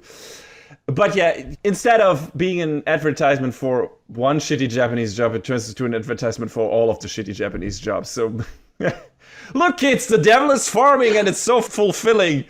Let's start off with some light work, weeding. Oh, is that all? On a field as enormous as my fat ass. Like, this script was written by someone who has never even weeded a front yard in their goddamn life. Fuck off. Oh, wait, did I say 19 volumes? I meant 21. Yeah, there you go. That's even worse. Or good, depending on if they change studios again. So maybe we could... Along with some side stories thrown in there. But yeah, at least the farming chapter, I feel like the beach chapter didn't have anything to offer aside from us learning more about what is happening on Ente Isla, with Alba driving the hardliners of the demons and the more pacifist faction against each other and stuff like that. And learning, getting to know the strategist of Mao, the crow guy, I forgot his name, who always says P after sentences. I remember him. I cannot remember his name either. Yeah. So that was okay, but most of that you could have reduced to one episode, and I think that arc is like 3 episodes or something, and it's too much. The mystery is also not super exciting because you immediately know who is the person that is, that fought the demons and whatever. It's like, of course, who else would it be? And I feel like they built a better mystery with Sariel in the first season. And, the farm thing at least give us some story purpose with Amy's dad being a farmer and all that, and she having a gripe with Mao doing this particular job now since his army killed her dad and destroyed her village. Like, I feel like her getting into that, which she doesn't really need to do because she has a job. Like, she's basically taking vacation to help with that, and you wonder, why are you doing that? Stay at home, work your normal job? But she does that because she can't stand the thought, at least in the beginning, of Mao just getting any kind of fulfillment from working that kind of job. It irks her because, no, that was what I was doing, what my family was doing when I was a kid, and you took that away from me. You took my family away from me. You're like your army did. You killed my dad. And even if I might have forgiven you for that, I haven't forgiven you enough to now do this and act like you own it and like you're good at it, right? Right. So that was a nice extension on her character development. And there's some bits sprinkled in here for all of these characters in certain chapters. So I appreciated that, but I feel like there was maybe a better way to do this, or a better way, a better time to put this, right? Maybe put that after the battle between Gabrielle and the not the visitor, the guy, the weird guy with the afro that comes around, the other angel. I forgot his name. Yeah, right. And our crew. So that would have maybe been better. Yeah, I haven't talked about the big hook of the season yet. No, you have not. I have not. So, at the beginning of the season, suddenly a weird apple, is it an apple? I think it's an apple, drops on the doorstep of Mao and gang. From that apple magically manifests, what else but a little baby girl called Alice Ramos. And I wasn't like super excited when that happened in the first episode, but I was like, maybe that gets resolved pretty quickly and she disappears from the show again. That doesn't happen. A friend of ours spoke briefly about this before the show aired, and he didn't have many kind words. Mm-hmm. And she's not the only one. John, there are so many crying babies in this show, in this season. Kill me. That aside, which is a personal bias, and I don't know where that stems from, but that's how it is. Introducing a small child, or even worse, a baby, into the dynamics of an established sitcom is the most creatively bankrupt plot device in existence, in my opinion. And I hate it. Mm-hmm. It's something different for something like Spy Family, because that is the whole setup. Right. Also, Anya can formulate full sentences and is funny as fuck. Like, she has her own agency and character development, aside from being fawned over and or being a nuisance all the time. She's not just there for the show to constantly go, oh, look at her, is she cute? Don't you want one of your own? No, I don't. So there's no appeal for me. Why not? Get that little fire siren out of my escapism. I don't need it. And she is there to stay. Like, Alice becomes part of Amy's Sword and Armor. That means she will be in the show forever, and she will not grow up, probably. Yep. Oh, no. Yep. This is the life now. Yeah, like, I get it. Maybe it's also something that why the show was renewed, where it's like, hey, what I mentioned earlier, kids, Japanese nerds who watch this, please get kids, please procreate, please get babies. Nah. And that kind of fits that formula. And if it's too fucking in your face, that I also don't like that, because it's so, again, that is probably part of the light novel. So I can't really. It absolutely is. Right? But it's like, and that came much earlier before that, was creeping up in anime super hard. So I don't think that is what the show is doing, but you've seen this around, and you could say Spy Family might also be part of that. But again, Spy Family is just a much more appealing story and has more appealing character dynamics, and that's what it was set up. I knew what I was getting in for when I watched Spy Family. It's like, hey, two people that are definitely not suited to be parents adopt this little gremlin that can read minds. Okay, you got me. That is a great setup. I love it. I think that's fantastic. That has a very special brand of comedy that I can gel with. And also all these characters are great. Right. So I am there for that. Devil is a Part-Timer was a completely different show in the first season. It was like, here is this work comedy, and here are these characters who kind of hate each other, but also are kind of in the same boat. And also, they were demons and superheroes before. And also, demons and superheroes are coming in from the other world, and they have awesome, amazing fights. And I'm not getting that from the second season. Now I'm getting, isn't it cute? We have baby here, and we're gonna take care of the baby. And look at all the way we have to take care of baby. It's part of our life now. And the thing that we did in the first season kind of gets into the background. And I'm like, that's not the kind of progression I want from this. Like, not at all. Like, maybe ponder more on the stuff of, hey, he's a bad guy. He's trying not to be a bad guy anymore. Like, what do the other characters think about that? How does he succeed? How does he not succeed? Maybe he fails in certain parts and maybe shifts more to the bad guy side again. And what do the other characters do with that? How does Chio react to that? That's the interesting stuff I was hoping for. And you can still get a lot of comedy from that. Good comedy bits. They don't do that in the second season, really. I mean, they do some parts of that, and those are the good parts. And I will talk about that momentarily, so we are done with the negative shit. But introducing Alice Ramos into the show was the worst thing they could have done. It's so woof.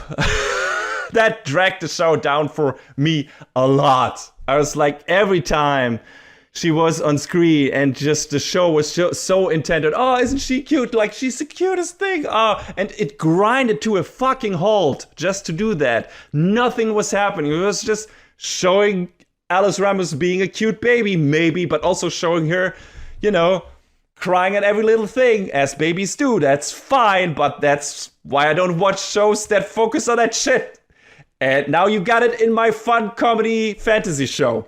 And I didn't sign up for that. So I was super, super, super down on it. I was not okay with the show being that. I don't know, did you feel about it? How did you, well, it's what was the wild because it happens so early in the light novels.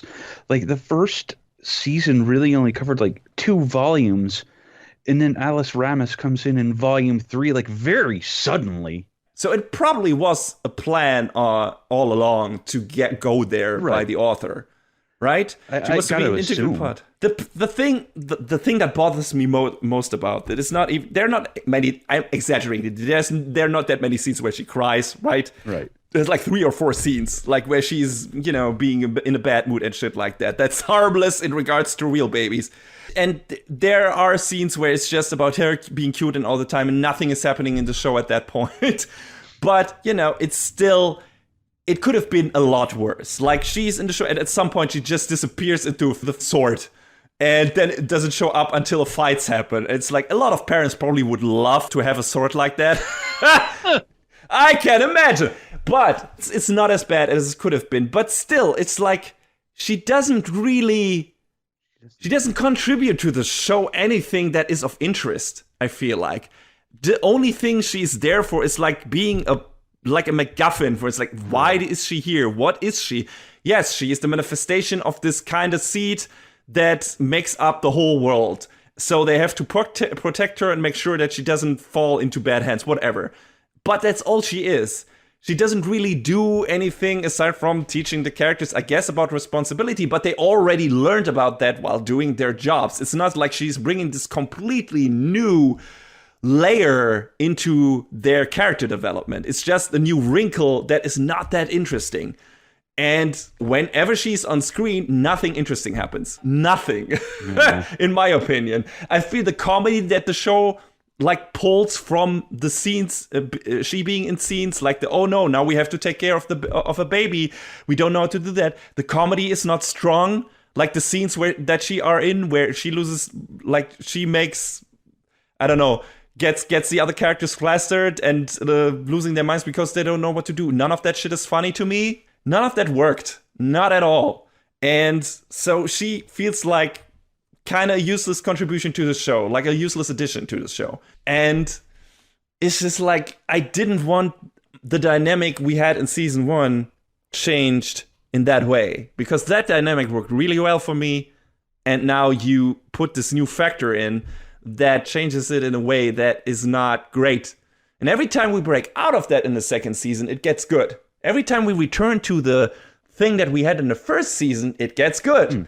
So I'm like, okay, it's pretty obvious what's the problem here, guys, aside from the lackluster animation. It's like you introduce something, or the author introduced something to the light novel that takes back something that the first season or the first 2 volumes of the light novel promised the show would be about. And now it's about something else. And I didn't like that. I didn't like that at all. So, yeah, John, I didn't let you finish your thought, I guess. So how did you feel about the whole Alice Ramos thing? Did that bother you? But also because you didn't maybe remember the dynamics from the first season, it was like, okay, that's fine. I can live with that. How did you feel the comedy that was introduced to her? How did you feel? Was she overbearing? Or were you like, no, she's not that much around, didn't bother me? Or general, I don't mind that kind of plot device. How did you feel about that aspect of the second season? I mean, I could have lived without her, but in the same respect, I didn't hate her. Yeah, I didn't hate her either. It's just like I nothing her. It's like, why are you here? Yeah. I don't need you here. You are not. Like, I feel like the story could have done fine without her. And yeah. Could have just used some other device to introduce the seed of Yasod in here, like that MacGuffin. But we've personified it. Now it has emotional value. Sure, I guess for that, you sound facetious, but I guess in that regard, it makes sense, because then it makes sense that the characters would attach themselves so heavily to protecting the sword, protecting the arm, protecting Alice Ramos, because now she's a part of their family. I get that. I sound facetious? No, I get what they were trying to do, if that's what they wanted to do, by making her an actual character in the most basic sense without having any real agency herself. Yeah. And that might change in the future. Maybe they grow her up and stuff like that. Like they did with Chibiusa being, Dark Lady, what she was called in Sailor Moon. But looking at the cover of the final volume, I got bad news for you. Well, I didn't expect them to do that. I said she was going to stick around. She's going to be like, hey, it's cute mascot character. Look at her. Isn't she adorable? No. Maybe she is to other people, but to me, she is just superfluous. That's what she is. She doesn't need to be here, and the only thing she does do is take the focus away from the stuff that I liked in the first season. So there it is. That is probably the most negative thing that I have to say about the second season, aside from all the animation problem and stuff like that. But Alice Ramos grinded the interesting parts of the show to a screeching halt in a lot of moments, and was drawing away the focus from stuff that I was actually interested in. I was like, just fucking, I don't care. But yeah, what was cool and was also neat about them seeing different bits, different work environments. I wasn't a big super fan of that. I would have liked to see more of, Mao doing his regular job, and maybe seeing more of Amy's regular job, getting maybe beef with her superiors, with her customers, whatever, in customer care. But, seeing stuff like, the beach, sure, it's a different vista, but also the customers apparently maybe all being ghosts or whatever. I didn't quite understand that at the end, but that was interesting. And when they get to the farm stuff, it was cool them highlighting the different new ways to profit off farmable land, like the solar panels, the organic food shop, advertising leftover misfit vegetables for a lower price and stuff like that. It was like, oh yeah, that's neat. That's cool that they show that off and give you an idea of modern, I guess, farming in a way in Japan, if that is accurate, which I assume it is. So how do you make use of that? And I thought that was pretty interesting, and how they worked it into that. And we also get a very interesting development when Mao apprehends one of the solar panel thieves of that particular mini arc. He says, "You four will spend the rest of your lives paying the price for hurting people, just like us." And I think this is the first time he, at least in words, takes responsibility for what he did in Ente Isla and considers his current life the atonement for it. Which kinda, and it was what I was talking about earlier, when it's like he seems to resign himself to now working this job, and maybe lies to himself that he will become powerful once again, but he is just fully subscribed to that kind of life now. But this moment, for me at least, completely recontextualizes his eagerness to be the best at his job and why he is working hard. He has grown enough to feel responsibility for what he did when he was the evil Mao, the demon lord. And this is his way of atoning for it. It's like, okay, I did shit, and I'm just gonna be a good guy now, who takes responsibility, who helps other people, who is responsible for the people in his army, quote unquote, and, who doesn't make anyone cry anymore. And even if my life is harder through that, because I don't get much money and everything, and this is a kind of hard life in this world, this is what I was meant to do, because this is the result from what I did earlier. If he wasn't, the guy he was, he wouldn't have to have fled to the human world and, take up this life. So it feels like he's kind of shouldering the blame in that regard with that simple sentence that he drops in this arc. It's like, this is the price I'm paying. This is the price for being the guy that I was. And I'm fine with it. And I'm totally okay with it. And I've grown to accept it because, yeah, sure. Yeah, I deserve this in a way. And I feel like I can make the best of this and become a better person this way. So that's cool. That's super cool. That was one like of the neatest bit. I might be over-interpreting stuff, sure. But considering what he said in season 1, and he explicitly says in season 1, when, I don't know who addresses that in front of him. It might be Chiho, where it's like, why did you do what you did back in Enter Isla? And I think he says, I wasn't really thinking about it. He wasn't thinking about the fallout. He wasn't thinking the damage he was doing. He had just this one single-minded goal. And it was like making a better world for his people and not taking into account how he made the life of other people in the human realm incredibly worse. And like a lot of people getting killed and damaged and all that shit, right? So, but now he does. Now that he has worked a normal job in human world without any powers and stuff like that, he understands, and now he has thought about it, and now this is his resolve, and this is what he does to make up for things. And it seems to be enough for Amy. Yeah. It seems to be enough for Belle at some point. They seem to be like, yeah, okay, he doesn't tell them that is why he is doing that, and that I'm gonna rebuild my army and everything is probably all just a front. But I guess deep down, subconsciously, they feel that is what he's doing. And, the way he's acting towards other people now and being, like, super nice to everyone and helping out and shit like that. And that's enough for them to be like, okay, this is your redemption arc. We can live with you leading this kind of life and paying for what you did this kind of way. And that is super cool. And it feels very, very good. It feels like, yeah, this is some progression that I can get behind. And this is something I maybe didn't expect from this show to do.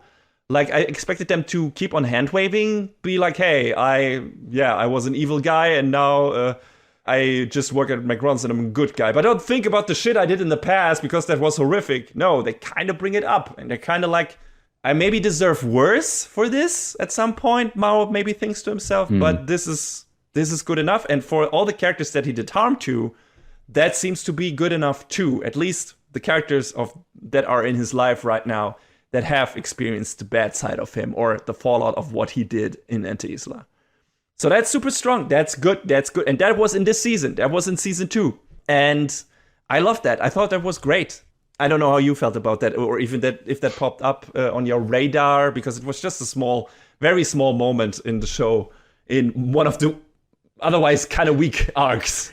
I mean, I feel like they kind of pressed on that a little bit, but even before that too, while they were helping out the Sasakis, and Mao was like, yeah, Emmy came from like a family of farmers while they're trying to help out on the farm, and it's like, yeah, he sort of has a real moment right there where he's actually starting to think about things. Yeah, I mean, he gets confronted with this shit now that he has like this close relationship, and it is a close relationship, especially once Alice Ramos comes into the field, which is, I guess, again, another reason for her existing, because it lets Emmy and Mao grow even closer together, because they have to, because they're taking responsibility for this child, which is not always like, I don't know the messaging behind that, because staying together just because a kid, if you otherwise hate each other, is the worst kind of thing to do as a parent. Yeah, about that. So I don't know, the messaging here is the best, but it is at least a reason for them to spending even more time with each other, and through that, Mao even understanding more about how Amy feels and everything, and not just treating her as the hero, always up in my ass and shit like that, right? So that's kind of good. I guess for that, Alice Ramos is good, but again, could have done that the other way again. I don't know. Amy's apartment gets demolished or shit like that, and she has to stay with them for a longer while. You could have found other ways to do this, just to have these characters be closer to each other. She has to move in with Belle. They just spend more time together just by proxy. This was the only way. They tried to have their cake and eat it too, but for me, that didn't work. But regardless, that part I liked. I liked a lot. I thought it was great. I thought we have like this clear-cut character arc for Mao, and I finally understand why the character is doing what he's doing.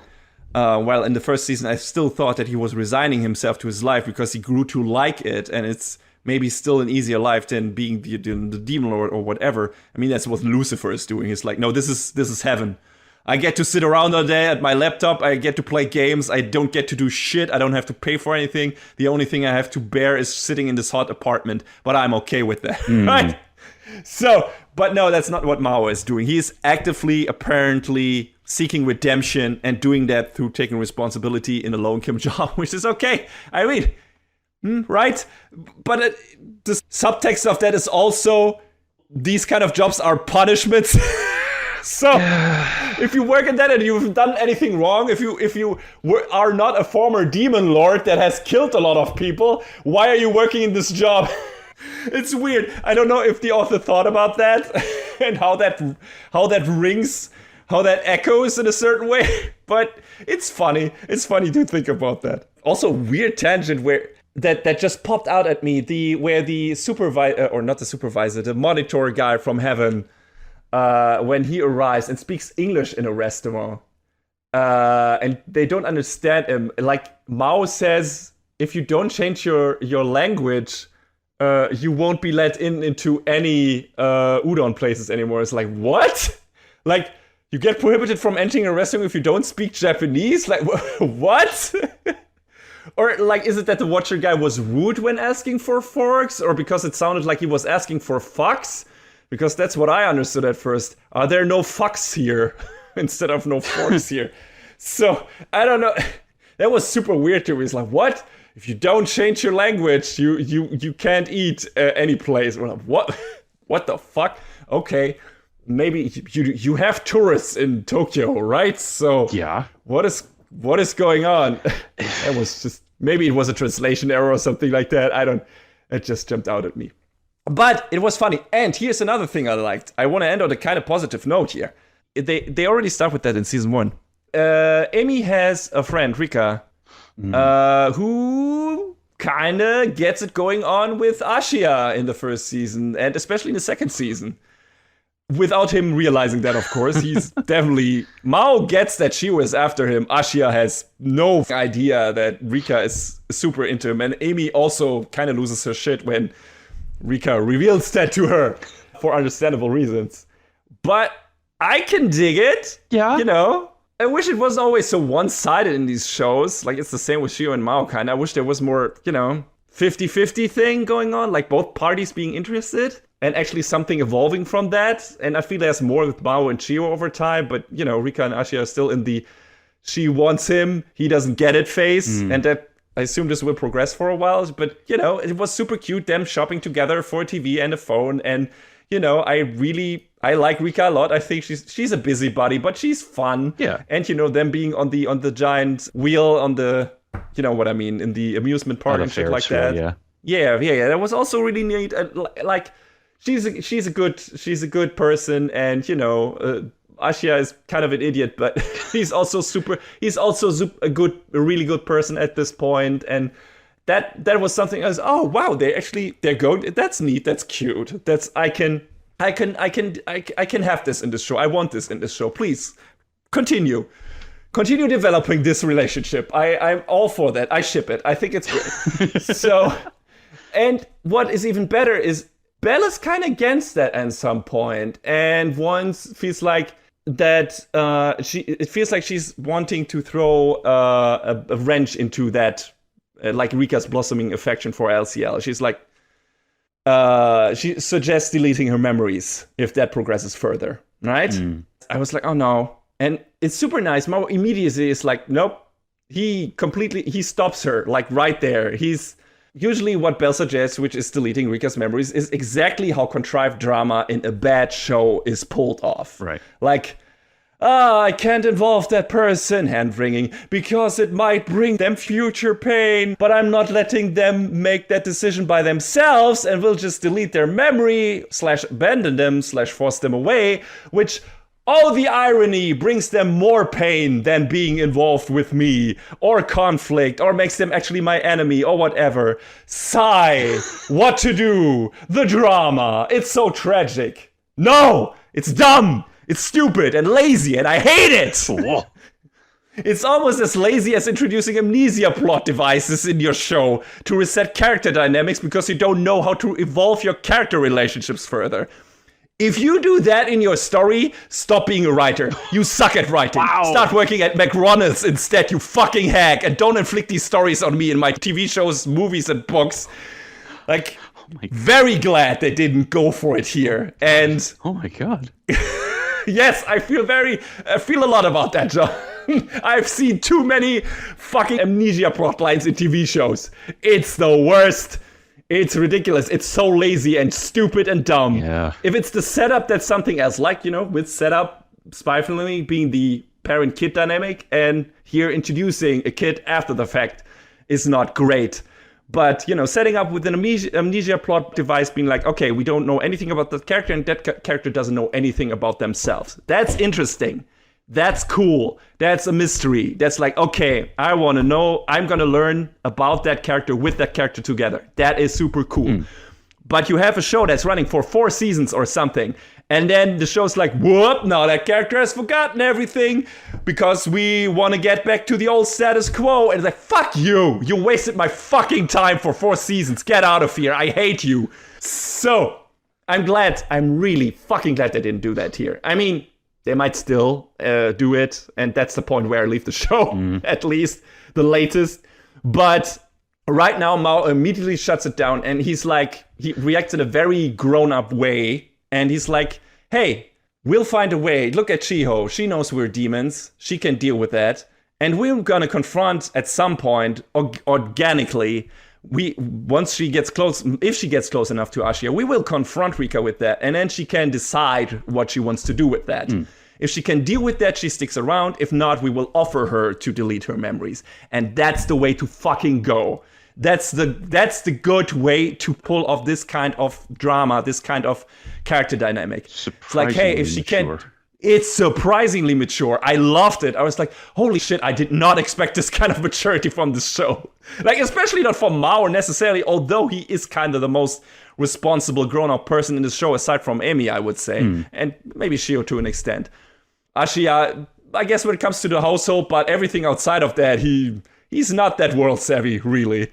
And so that was super cool. I love that. Credit where credit is due.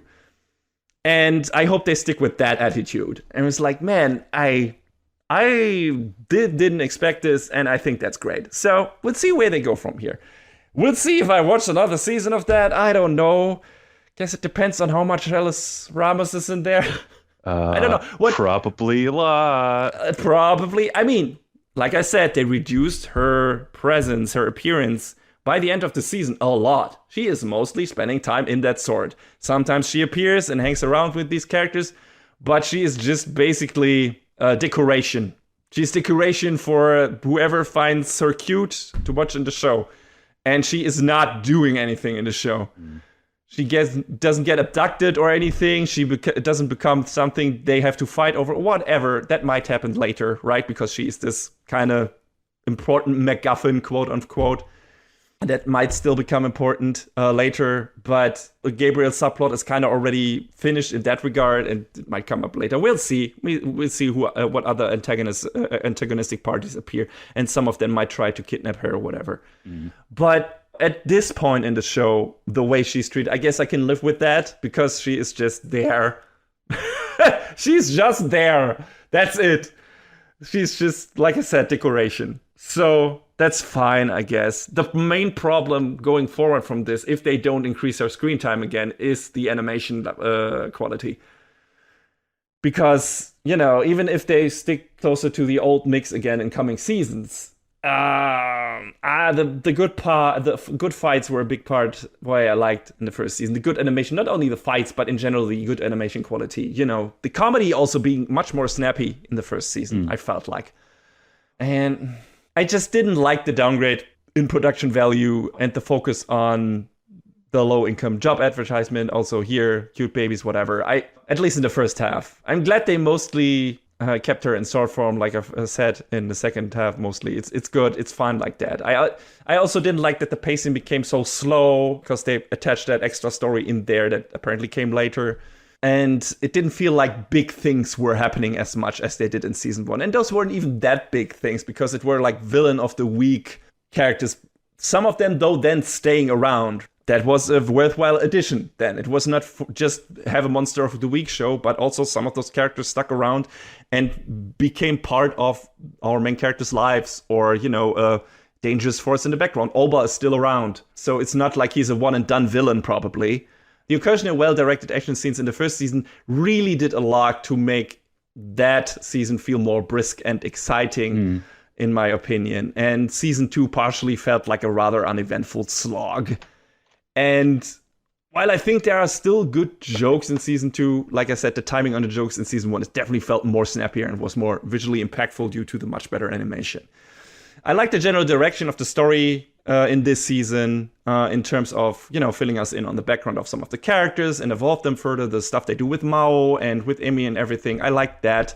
Getting to know more about the lore of Ente Isla and the demon world and heaven was also cool. Like, how does the demon world work? It's a very harsh place. That's the biggest reason for Mao doing what he did in the past and acting the way he did. He was saved by an angel, I think, which might also be Emi's mom.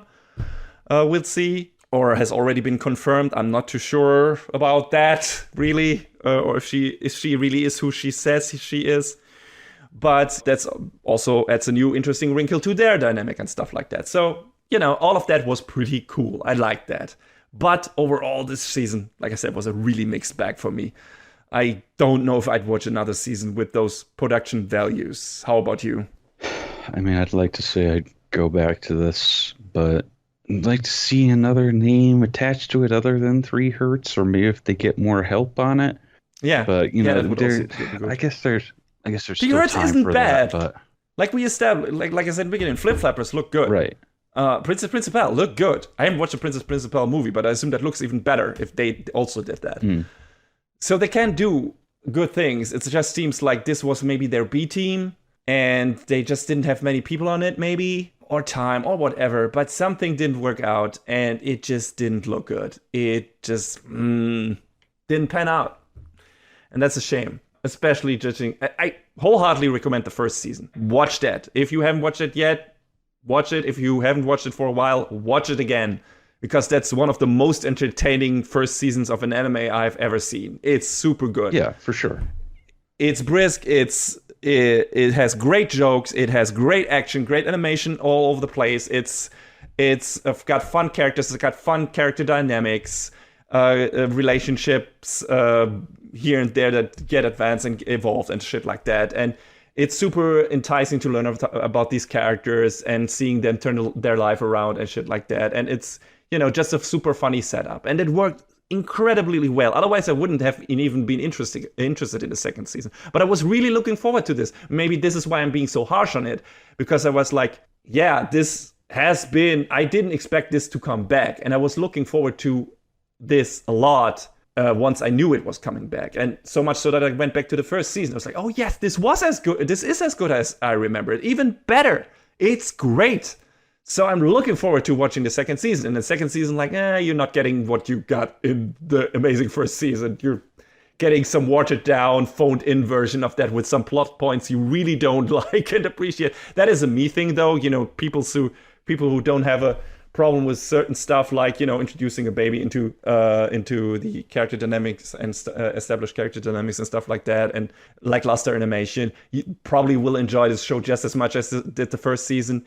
But for me, it was just like that. It's just a downgrade. It's just a downgrade in quality. It's not even remotely close to what the first season did for me. So if they get back to that, if they find some way to get kind of at least even close. I mean, they can't get exactly to that because they introduce a character that they're not gonna get rid of that I don't like. But if they get close to what the old pacing, what the old dynamics is, and maybe raise the animation quality a bit, hopefully, then maybe I'll stick with it. I'm like, okay, just don't put too much of Alice Rabbit in here. But, you know, aside from that, aside from being here part of the fights and whatever and just being there, but then that's okay, and I will keep on watching. But I will take a very hard look if that show returns at the first episode, and if the animation quality is not just jumping, like the jumping quality is very high suddenly in the positive direction. Oof. I mean, John, you overall sounded more positive on this season than I did, which is not hard to do because I sounded very negative on it. But I feel like you maybe checking it out again, the chances are higher because you weren't bothered as much by the Alice Ramos plot device. You weren't as bothered by the jumping around between the different jobs that are not Mao's main job and Amy's main job and Chio's main job. And the biggest hold up for you, I guess, was the animation quality, that it wasn't super great. Yeah, I mean, yeah, that pretty much sums it up. Yeah. So if you can live with that, it seems that you might check out another season if it comes out. Well, because how did the comedy work for you mostly in the season? Where you're like, yeah, has enough funny shit in it. I mean, parts of it did, but, you know, it did feel a little flat in a lot of parts too, though. So it's hard to deny that.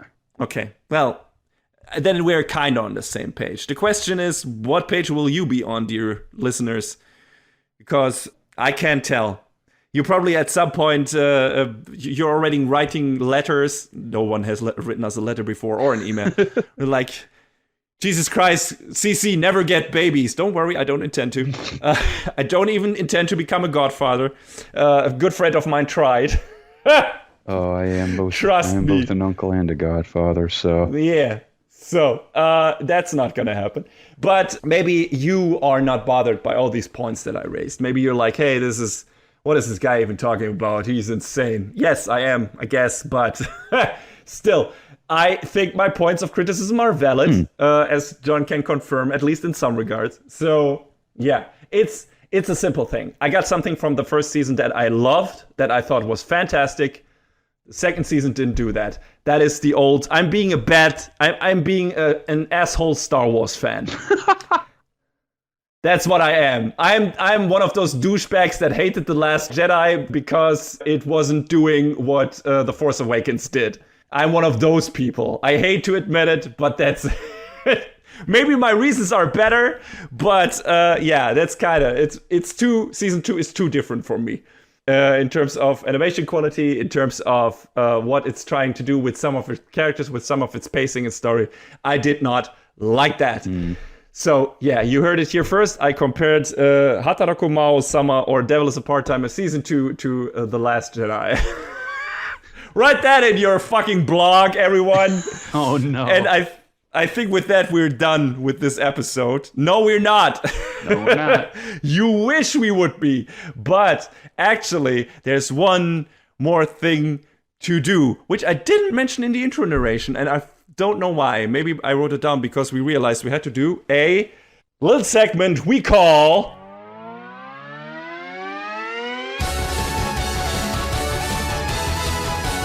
Best of the Season. So yeah, best of the season time, John. It was a wild season. There was a lot of shit in here, and a lot of shit I liked. Some things I liked partially, and yeah. So I am. For me, this was a really tough choice. What do you have in your I don't know, top 3 or whatever? What are the things that are even close to best of the season material for you? What are your candidates? I have a top 2 this time around. I would have assumed so. And it's hard for me to decide, but I really, really enjoyed Cyberpunk Edge Runners and Lycoris Recoil a lot.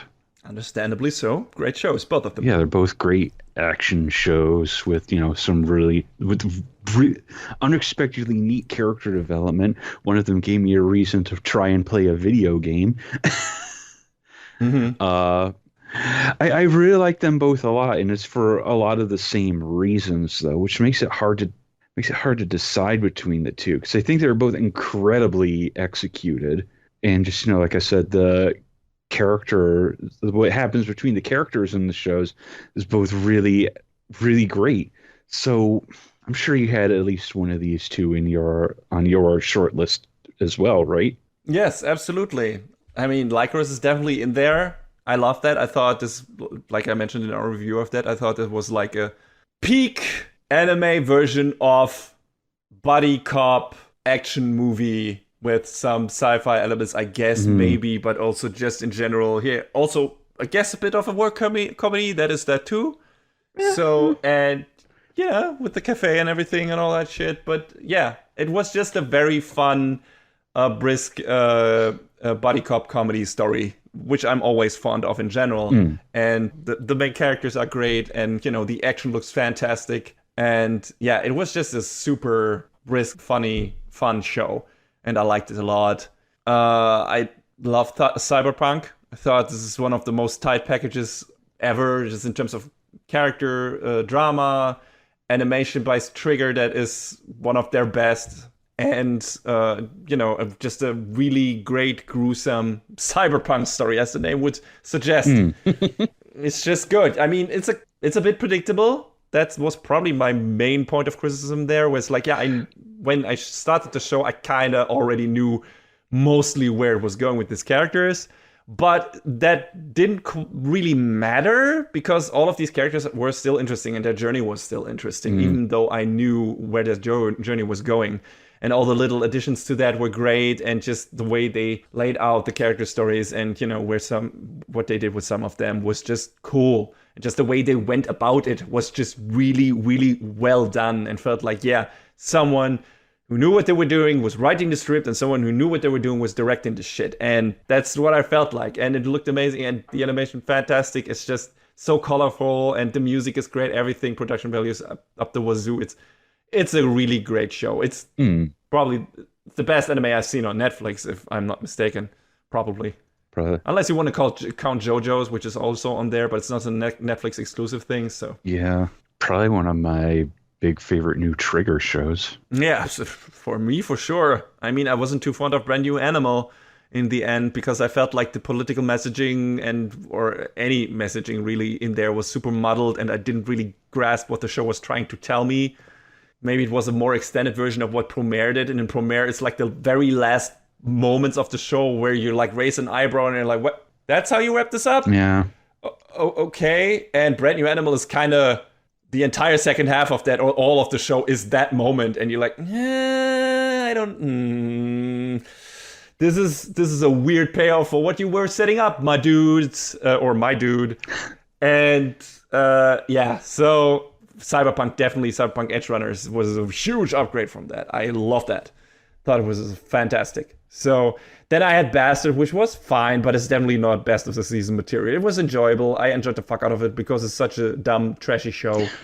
I liked Spriggan in parts, but also it was just like Devil is a Part-Timer Season 2. It was not the thing I hoped from that thing. For this, it was because I knew the source material partially and the old movie, and I had different hopes for this adaptation in terms of production values and presentation, and that's not what I was getting. So it was like, nah. So I still like that show. I think it's good, and I think if anything, if you're not reading the manga, you should probably watch this. And if you don't have such a huge hang up with CGS I have, you will probably enjoy the fuck out of this show. So please watch it. But it's also like, for that reason, it's just like, no, not best of the season. Devil as a Part-Timer we just talked about. Hey, season 1, definitely best of the season material. Season 2, not even close.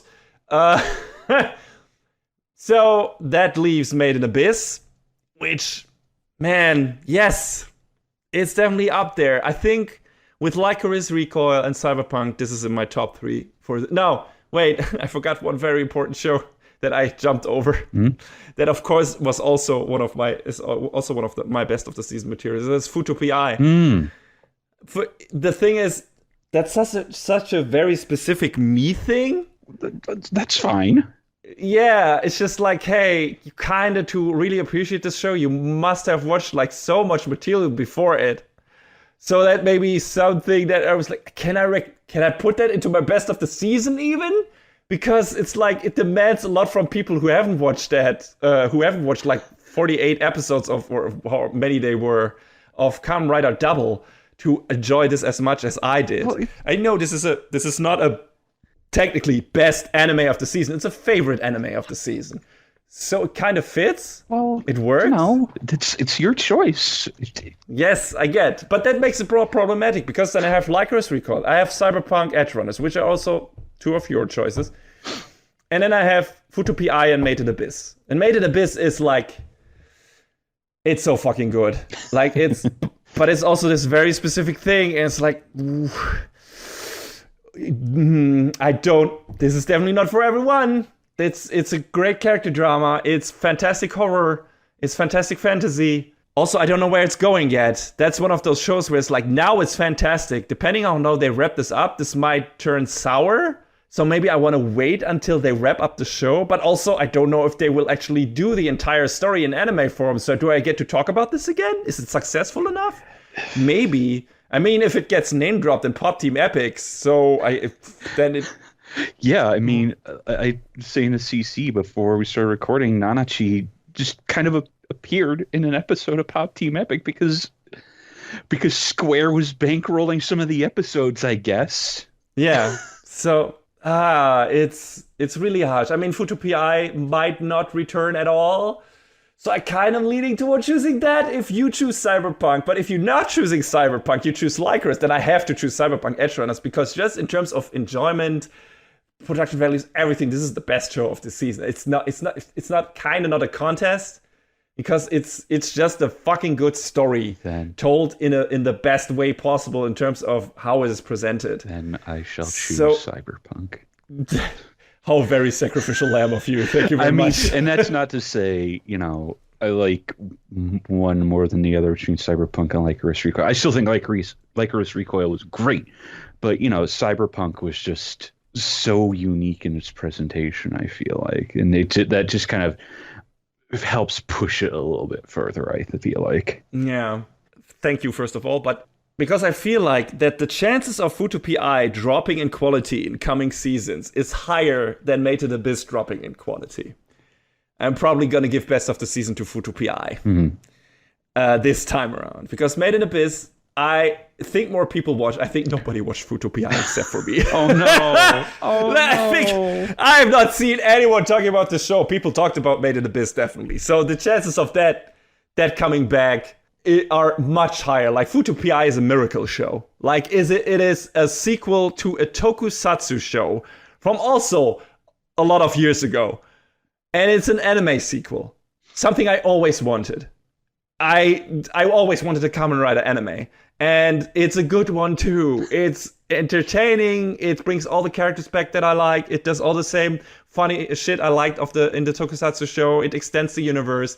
It has great animation for the most part, at least in the first third and last third. And, it's just a breezy, entertaining show. I love it to bits. It's great. I don't know if it will stay that way, if it even will come back. The chances of it coming back and having much worse production value because nobody watched it are very high. So I don't think that will happen to Made in Abyss. I don't. And I think Made in Abyss will also have a fantastic third season or a new great movie. I mean, this is a gamble. I did that with My Hero Academia Season 3, where I was like, yeah, this is going to keep on going, being as good. And I should have chosen My Hero Academia Season 3 definitely as my best of the season in that year.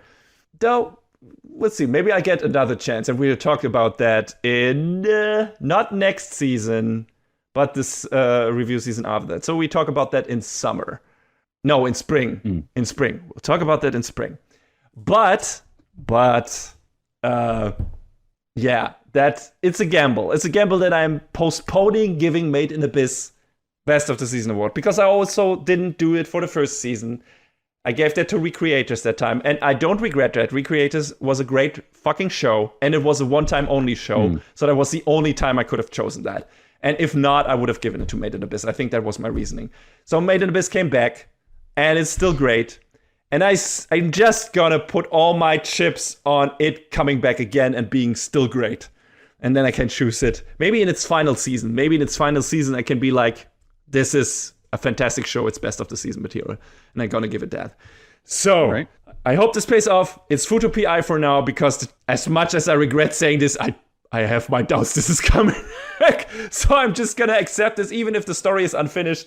I'm gonna accept this as this one-time thing. And even if it comes back, all the better. And it still looks like this the way it does right now. If it was successful enough, at least the ratings that I saw were good for it. Not in terms of people tuning in, but people, giving it the thumbs up and stuff like that. And rating it's about 9 to 7 out of 10. I was like, hey, maybe that is the consensus on this show, and maybe that is enough to get enough people to or get us more seasons made. So I would love that. I would really like for Futo PI to come back. I would really like for Made in Abyss to come back. I would really like for Lycoris Recall to come back. So maybe we get that. I would like for Bastard to come back and Spriggan to come back. Would I like Devil is a Part-Timer to come back? Sure. Will I watch it? We'll see. Well, maybe it'll come back stronger than ever. Yeah, maybe. There's still a chance. See One Punch Man. And I'm pretty sure MAPPA's gonna produce the shit out of that if they still have people alive after all the gangbuster shows they have delivered in recent time, which the animation quality being fucking insane. And we will talk about one of those shows in the next season.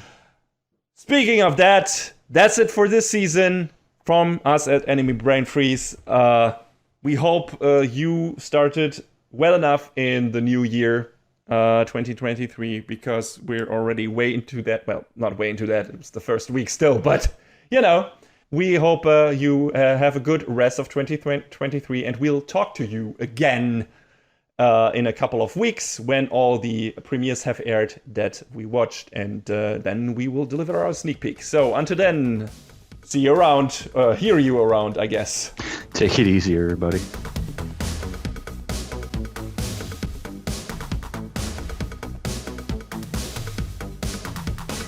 And that is a wrap on the 137th episode of Anime Brain Freeze. All the music in this program is from the Double Dragon Neon soundtrack by the amazing Jake Kaufman. Please go to virt.bandcamp.com and check out his awesome work. Our show is available on most of the popular podcast services, but it's always worth visiting animebrainfreeze.com for a review index and more. Leave us comments and questions on YouTube, follow us on Twitter at AnyBrainFreeze, or send an email to animebrainfreeze@gmail.com. We would love to read your feedback. Thanks for tuning in, we hope you had a good time, and please join us again on our next episode. Macht's gut. So long, everybody. Next time on Anime Brain Freeze. Sometimes all you need in your life is a con artist. To help you find out you're great the way you are.